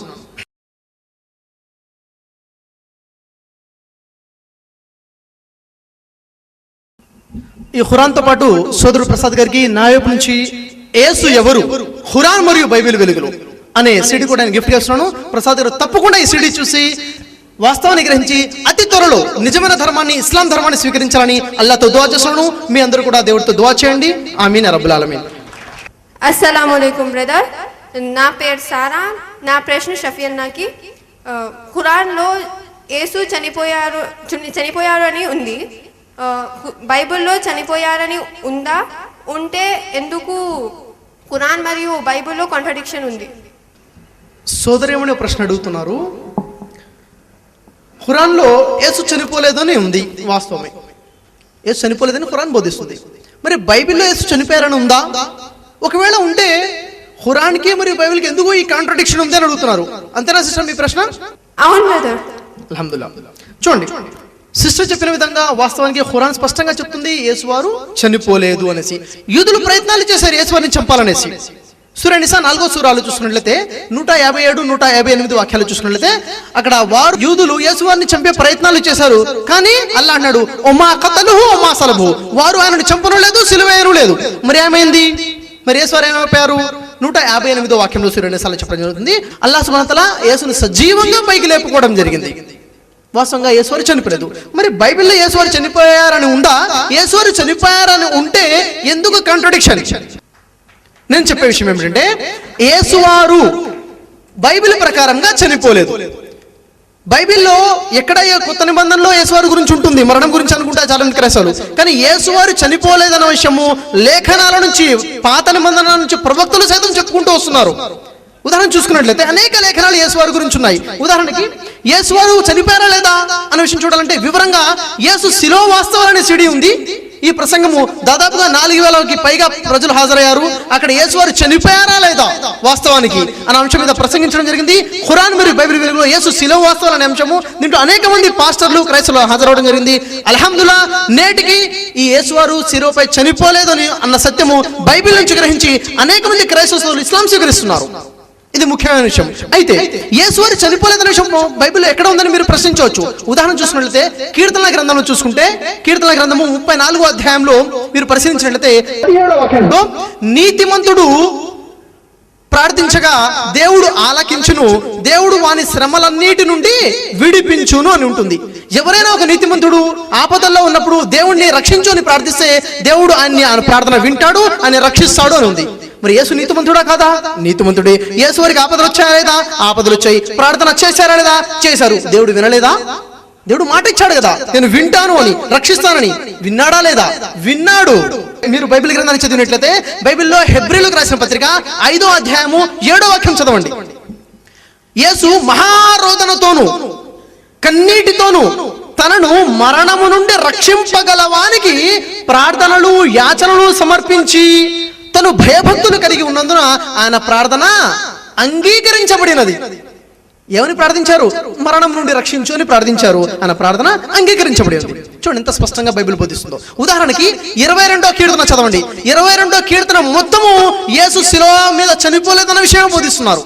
ఉదాహరణకి 22వ కీర్తన 19 నుండి 21 వాక్యాలు మీరు చదివినట్లయితే బైబిల్ పాత నిబంధనలో అక్కడ యేసువారు ప్రార్థన చేస్తున్నారు. ఏమని ప్రార్థన చేస్తున్నారు? యెహోవా నాకు బలమా, నాకు దూరముగా ఉండకము, త్వరపడి నాకు సహాయము చేయము, కుక్కల నోటి నుండి నన్ను రక్షించుము, గురుపోతుల కొమ్మల నుండి, సింహము నోటి నుండి నన్ను తప్పింపుము అని ప్రార్థన చేస్తుంటే 21వ వాక్యంలో ఉంటుంది, గురుపోతుల కొమ్మలలో నుండి ఆయనను రక్షించి దేవుడు ఆయనకి ఉత్తరం ఇచ్చి ఉండేను. రక్షించాడంటే ఏంటి? చంపేశాడనా? రక్షించాడు. యేసువారు చనిపోలేదు, బ్రతికే ఉన్నారంటానికి వందల లేఖనాలు ఉన్నాయి. 1 కాదు, 2 కాదు, 50 కాదు, వందల లేఖనాలు బైబిల్లో ఉన్నాయి. ఉదాహరణ చూసినట్లయితే ఒక ఉదాహరణ మీకు తెలియజేస్తాను. మత్తయి సువార్త 12వ అధ్యాయం 38వ వాక్యంలో యేసువారే స్వయంగా చెప్తున్నారు. చూడండి, యేసువారి దగ్గరికి వచ్చేసి కొంతమంది అడుగుతున్నారు, ఓ యేసయ్య మా కోసం ఒక సూచన క్రియ, ఒక అద్భుతాన్ని చూపించు అంటున్నారు. యేసువారు అంటున్నారు, మీకు అద్భుతం చూపించాలా? నేను మీకు యోనా లాంటి అద్భుతం చూపిస్తాను, యూనుస్ అలైహిస్సలాం లాంటి అద్భుతం చూపిస్తాను అన్నారు. యోనా ఏలాగున 3 రాత్రింబవళ్ళు తిమింగళం గర్భంలో ఉండెను, అలాగున ఈ మనుష్య కుమారుడు 3 రాత్రింబవళ్ళు భూగర్భంలో ఉంటాడు. ఎలా అయితే యోనా ఉన్న యూనుస్ అలైహిస్సలాం చపగర్భంలో ఉన్నారు, అలాగే ఈ మనుష్య కుమారుడు 3 రోజులు భూగర్భంలో ఉంటారనుంది. నేను అడుగుతున్నాను క్రైస్తవ సోదరుల్ని, యూనుస్ అలైహిస్సలాం యోనా తిమింగళం గర్భంలో 3 రాత్రింబవళ్ళు చనిపోయి ఉన్నారా, బ్రతికే ఉన్నారా? ప్రతి క్రైస్తవుడు, ప్రతి ముస్లిం అంటారు బ్రతికే ఉన్నాడు. ఆయన ఎలాగూ ఉండెనో నేను కూడా అలాగే ఉంటా అన్నారు. యేసువారు మరి చనిపోయి ఉంటారా, బ్రతికి ఉంటారా? బ్రతికే ఉంటారా 3 రోజులు. వాస్తవానికి యేసువారు చనిపోలేదు. దీని గురించి ఇంకా వివరంగా మీరు చూడాలంటే తప్పకుండా మీరు సిడి చూడాలని ఆశిస్తున్నాను. ఈ సిడి మీకు కావాలంటే కౌంటర్ వద్ద అవైలబుల్గా ఉంది. ఈ సిడిని మీరు అక్కడ నుంచి పొందవచ్చు. నా పేరు మధు అండి, రెడ్డి ల్యాబ్స్లో పనిచేస్తున్నా. నా ప్రశ్న ఏంటంటే, పాపక్షమాపణ గురించి యేసుక్రీస్తు ఎక్కడ కూడా రక్తం చిందించాలి ఇది పాపక్షమాపణ అని చెప్పలేదని మీరు బైబిల్ నుంచి చెప్పారు. నేను బైబిల్ నుంచే మాట్లాడుతున్నాను, మీరు కూడా బైబిల్ నుంచి ఆన్సర్ చెప్పండి. మత్తయి సువార్త 26వ అధ్యాయము 28వ వచనంలో యేసుక్రీస్తు ఈ మాట అంటున్నాడు, దీనిలోది మీరందరూ త్రాగుడి, ఇది నా రక్తము, అనగా పాపక్షమాపణ నిమిత్తము అనేకుల కొరకు చిందించబడుతున్న రక్తం అని చెప్పాడు. నా ప్రియతమ సోదరుడు మధు రెడ్డి ల్యాబ్స్ లో పనిచేస్తుంటారు. క్రైస్తవ సోదరుడు ప్రశ్న అడుగుతున్నారు, పాప క్షమాపణ కోసము రక్తం కావాలనేసి ఎక్కడా చెప్పలేదని మీరు చెప్పారు కదా, నేను బైబిల్ నుంచే ప్రశ్నిస్తున్నా అన్నారు. నేను మళ్ళీ రిపీట్ చేస్తున్నాను. నేనేం చెప్పాను, మళ్ళీ రిపీట్ జాగ్రత్తగా వినండి మధు గారు. నేనేం చెప్పానంటే, పూర్తి బైబిల్లో పాత నిబంధనలో అయినా కానీ కొత్త నిబంధనలో అయినా కానీ ఎక్కడైనా పూర్తి బైబిల్లో ఘోరమైన పాపం చేసినందుకు కానీ మరణకరమైన పాపాలు చేసినందుకు కానీ దేవుడు బలి ఇవ్వమనగా బలి ఇచ్చినట్టుగా ఒక్క ఆధారం కూడా లేదు. ఇది నేను అడుగుతున్న ప్రశ్న. ఓకేనా? ఆ తర్వాత మీరు అడిగిన ప్రశ్న, యేసువారు చెప్పారంటున్నారు. మత్తయి సువార్త 26వ అధ్యాయం 28వ వాక్యం కదా మీరు చదివింది. అక్కడ ఆ వాక్యం మరి మీరు చదువుతారా? దీనిలోది మీరందరూ త్రాగుడి, దీనిలోది మీరందరూ తాగుడి, ఇది నా రక్తము అనగా పాప క్షమాపణ నిమిత్తము అనేకుల కొరకు చిందింపబడుతున్న నిబంధన రక్తము. అయితే ఇక్కడ దీనిలోది మీరు తాగుడి అన్నంతవరకు బాగుంది. ఇది నా రక్తము అనగా అన్న పదం ఎక్కడ కనబడ్డా చాలా డేంజర్ అండి బైబిల్లో. నా రీసెర్చ్ మేరకు మీరు కూడా గమనించండి సోదరా, మీకోసం ముఖ్యంగా చెప్తున్నాను. అనగా అన్న పదము మత్తయి సువార్తలోనే కాదు, ఆది కాండంలో కూడా కనబడుతుంది. అసలు అనగా ఎందుకు వాడబడింది అది మనకు తెలిస్తే ఇది మీకు అర్థమవుతుంది. ఉదాహరణ చూసినట్లయితే ఇబ్రాహీం అలైహిస్సలాం, అబ్రహం ప్రవక్త, తన కుమారుణ్ణి బలివ్వడం కోసం తీసుకెళ్లారు కదా. దీనికి సంబంధించిన ప్రస్తావన చూసినట్లయితే ఆది కాండంలో 22వ అధ్యాయంలో 2వ వాక్యంలో చూసినట్లయితే అక్కడ దేవుడు చెప్తున్నాడు అబ్రహంతో, నీవు నీ ఒక్కడైన కుమారుణ్ణి తీసుకుని పోయి, ఏమంటాడు, నీ ఒక్కడై ఉన్న కుమారుణ్ణి తీసుకుని పోయి అన్న దగ్గర ఏముందో తెలుసా బైబిల్లో? నీ ఒక్కడై ఉన్న కుమారుణ్ణి అనగా ఇస్సాకుని తీసుకుని పోయి అనగా. నేను అన్నాను ఒక్కడై ఉన్న కుమారుడు, ఒక్కడే ఒక కుమారుడు అంటే ఇంకెవరో చెప్పాలి, అనగా అని వివరించాలా? దేవుడికి భాష రాదా? అనగా అన్నది చేర్చబడిన పదము. చూడండి, ఎవరికి బలి ఇచ్చారు? క్రైస్తవులు అంటున్నారు ఇస్సాక్ అని, ముస్లిమ్స్ అంటున్నారు ఇస్మాయిల్ అలైహిస్సలాం అనేసి. కాంట్రవర్సీ ఉంది. ఎక్కడైతే కాంట్రవర్సీ ఉందో అక్కడ అనగా అన్న పదం బైబిల్లో కనబడుతుంది. అంటే అనగా అన్న తర్వాత చేర్చబడిన పదము. సోదర మహారాజు జాగ్రత్తగా గమనించండి. అక్కడే కాదు, ఉదాహరణ చూసినట్లయితే కొత్త నిబంధన గ్రంథంలో యోహాను సువార్త 14వ అధ్యాయము 26వ వాక్యంలో చూసినట్లయితే అక్కడ ఆదరణకర్త వచ్చినప్పుడు మీకు సమస్తము బోధించును అని ఉంది. ఆదరణకర్త వచ్చినప్పుడు మీకు సమస్తము బోధించును. ఆదరణకర్త అంటే అక్కడ ప్రస్తావన ప్రవక్త ముహమ్మద్ సల్లల్లాహు అలైహి వసల్లం అని ముస్లిమ్స్ నమ్ముతున్నారు. వాస్తవానికి ప్రవక్త ముహమ్మద్ సల్లల్లాహు అలైహి వసల్లం ప్రస్తావనే. దాని గురించి కావాలంటే నేను ఇంతకుముందు చూసినట్టు బైబిల్లో ముహమ్మద్ సల్లల్లాహు అలైహి వసల్లం ప్రస్తావన అన్న సీడీ మీరు చూసినట్లయితే వివరంగా అర్థమైంది ఆదరణకర్త అంటే ఎవరు. అయితే ఆదరణకర్త అంటే మీరు ప్రవక్త ముహమ్మద్ సల్లల్లాహు అలైహి వసల్లం అంటున్నారు కాబట్టి అక్కడ ఆదరణకర్త వచ్చినప్పుడు మీకు సమస్తము బోధించును అన్న వాక్యంలో ఏమన్నారో తెలుసా? బైబిల్ ఏమనుంది? ఆదరణకర్త అనగా పరిశుద్ధాత్మ వచ్చినప్పుడు మీకు సమస్తము బోధించును ఉంది. అనగా ఎక్కడైతే కాంట్రవర్సీ ఉందో అక్కడ అనగాన బైబిల్లో కనబడుతుంది నా రీసెర్చ్ ప్రకారం. మరియు యోహాను సువార్త మీరు చదివినట్లయితే యోహాను సువార్త 16వ అధ్యాయంలో మీరు 13వ వాక్యం చదవండి. అక్కడ ఆయన వచ్చినప్పుడు మీకు సర్వసత్యములోకి మీకు జరగబో సమస్త విషయంలో బోధించును ఉంది. ఆయన వచ్చినప్పుడు మీకు జరగబో విషయాలన్నీ బోధించును అని స్పష్టంగా ఉంది. ఆయన ఎవరో ముందు నుంచి చెప్పడం ఉంది. ఆయన అనగా పరిశుద్ధాత్మ వచ్చినప్పుడు, అనగా పరిశుద్ధాత్మ. మళ్ళీ అక్కడ డైవర్షన్ చేంజ్ అవుతుంది. ఇదే విషయం మీరు చూసుకున్నట్లయితే మత్తయి సువార్త 26వ అధ్యాయము 28వ వాక్యంలో దీనిలోది మీరు తాగుడి, ఇది నా రక్తము, ఇది అలంకార రూపంలో చెప్తున్నారు.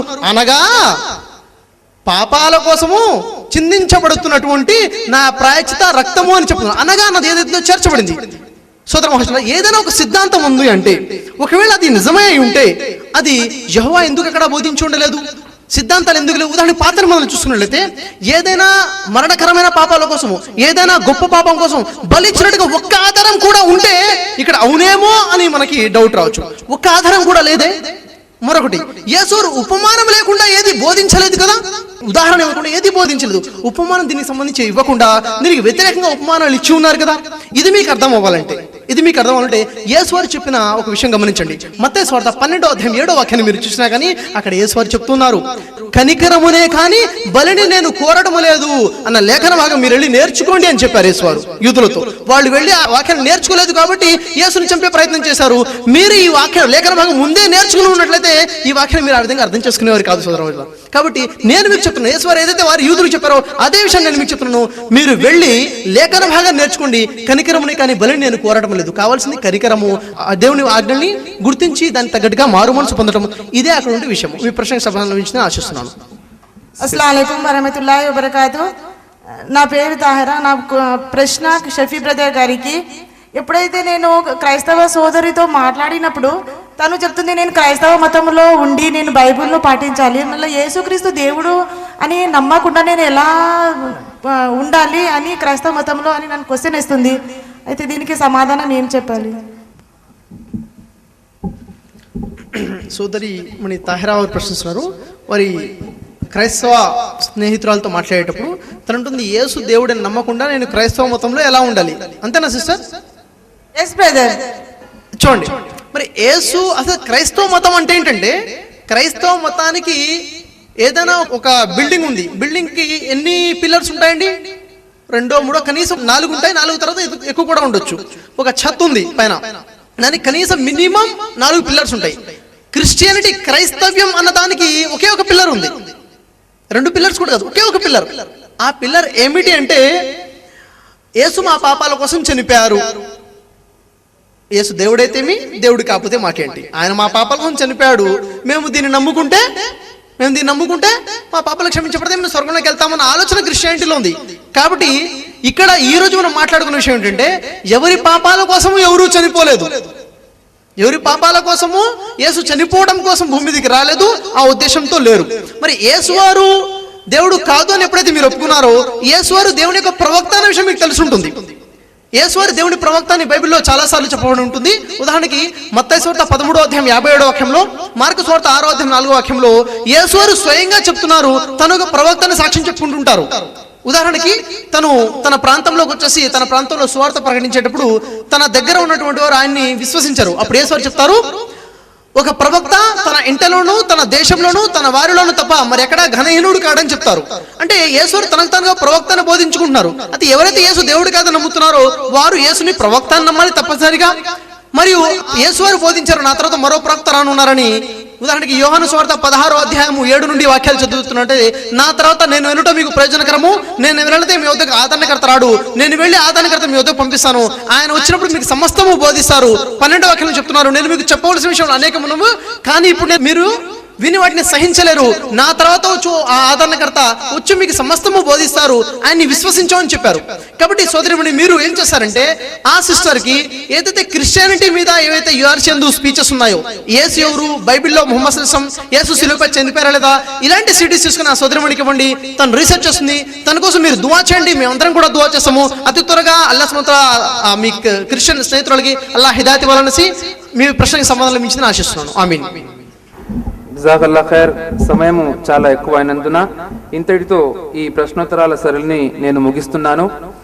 అల్హమ్దులిల్లా, ముందుగా నేను ఈ సభను శాంతియుతంగా నిర్వహించడానికి అన్ని విధాలుగా సహకరించిన ఆ అద్వితీయుడైన అల్లాహ్ సుబ్హానహు తాలాకు కృతజ్ఞతలు తెలుపుకుంటున్నాను. నేటి కార్యక్రమానికి అఖండ విజయం చేకూర్చడంలో ప్రత్యక్షంగా మరియు పరోక్షంగా సహకరించిన వారందరికీ జిఎస్ తరఫున నేను హృదయపూర్వకంగా ధన్యవాదములు తెలుపుతున్నాను.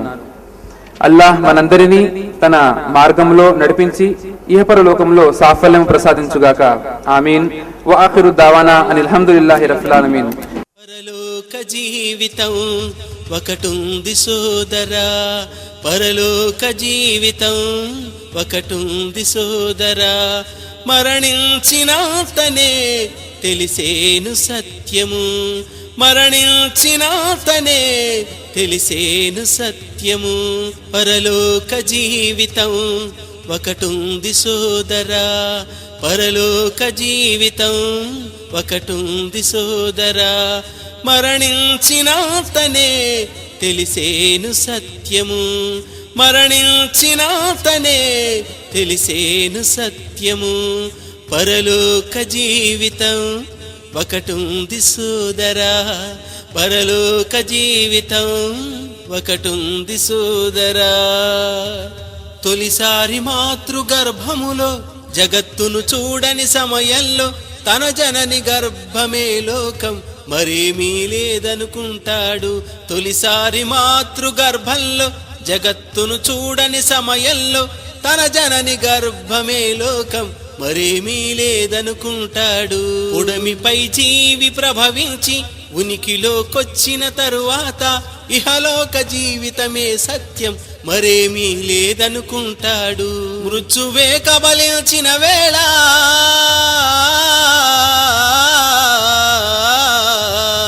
మృత్యువే కబలించిన వేళ భ్రాంతులన్నీ తొలగిపో పరలోక జీవితం ఒకటుంది సోదరా, పరలోక జీవితం ఒకటుంది సోదరా. మరణించినాతనే తెలిసేను సత్యము, మరణించినాతనే తెలిసేను సత్యము. పరలోక జీవితం ఒకటుంది సోదరా, పరలోక జీవితం ఒకటుంది సోదరా. మరణించినాతనే తెలిసేను సత్యము, మరణించినాతనే తెలిసేను సత్యము. పరలోక జీవితం ఒకటుంది సోదరా, పరలోక జీవితం ఒకటుంది సోదరా. జీవితం పరీక్షలకు నిలయం, అనుక్షణము ఆచరణ కాలం. పాప పుణ్యాలతో నిండు మానవుల కర్మల పత్రాలు. జీవితం పరీక్షలకు నిలయం, అనుక్షణము ఆచరణ కాలం.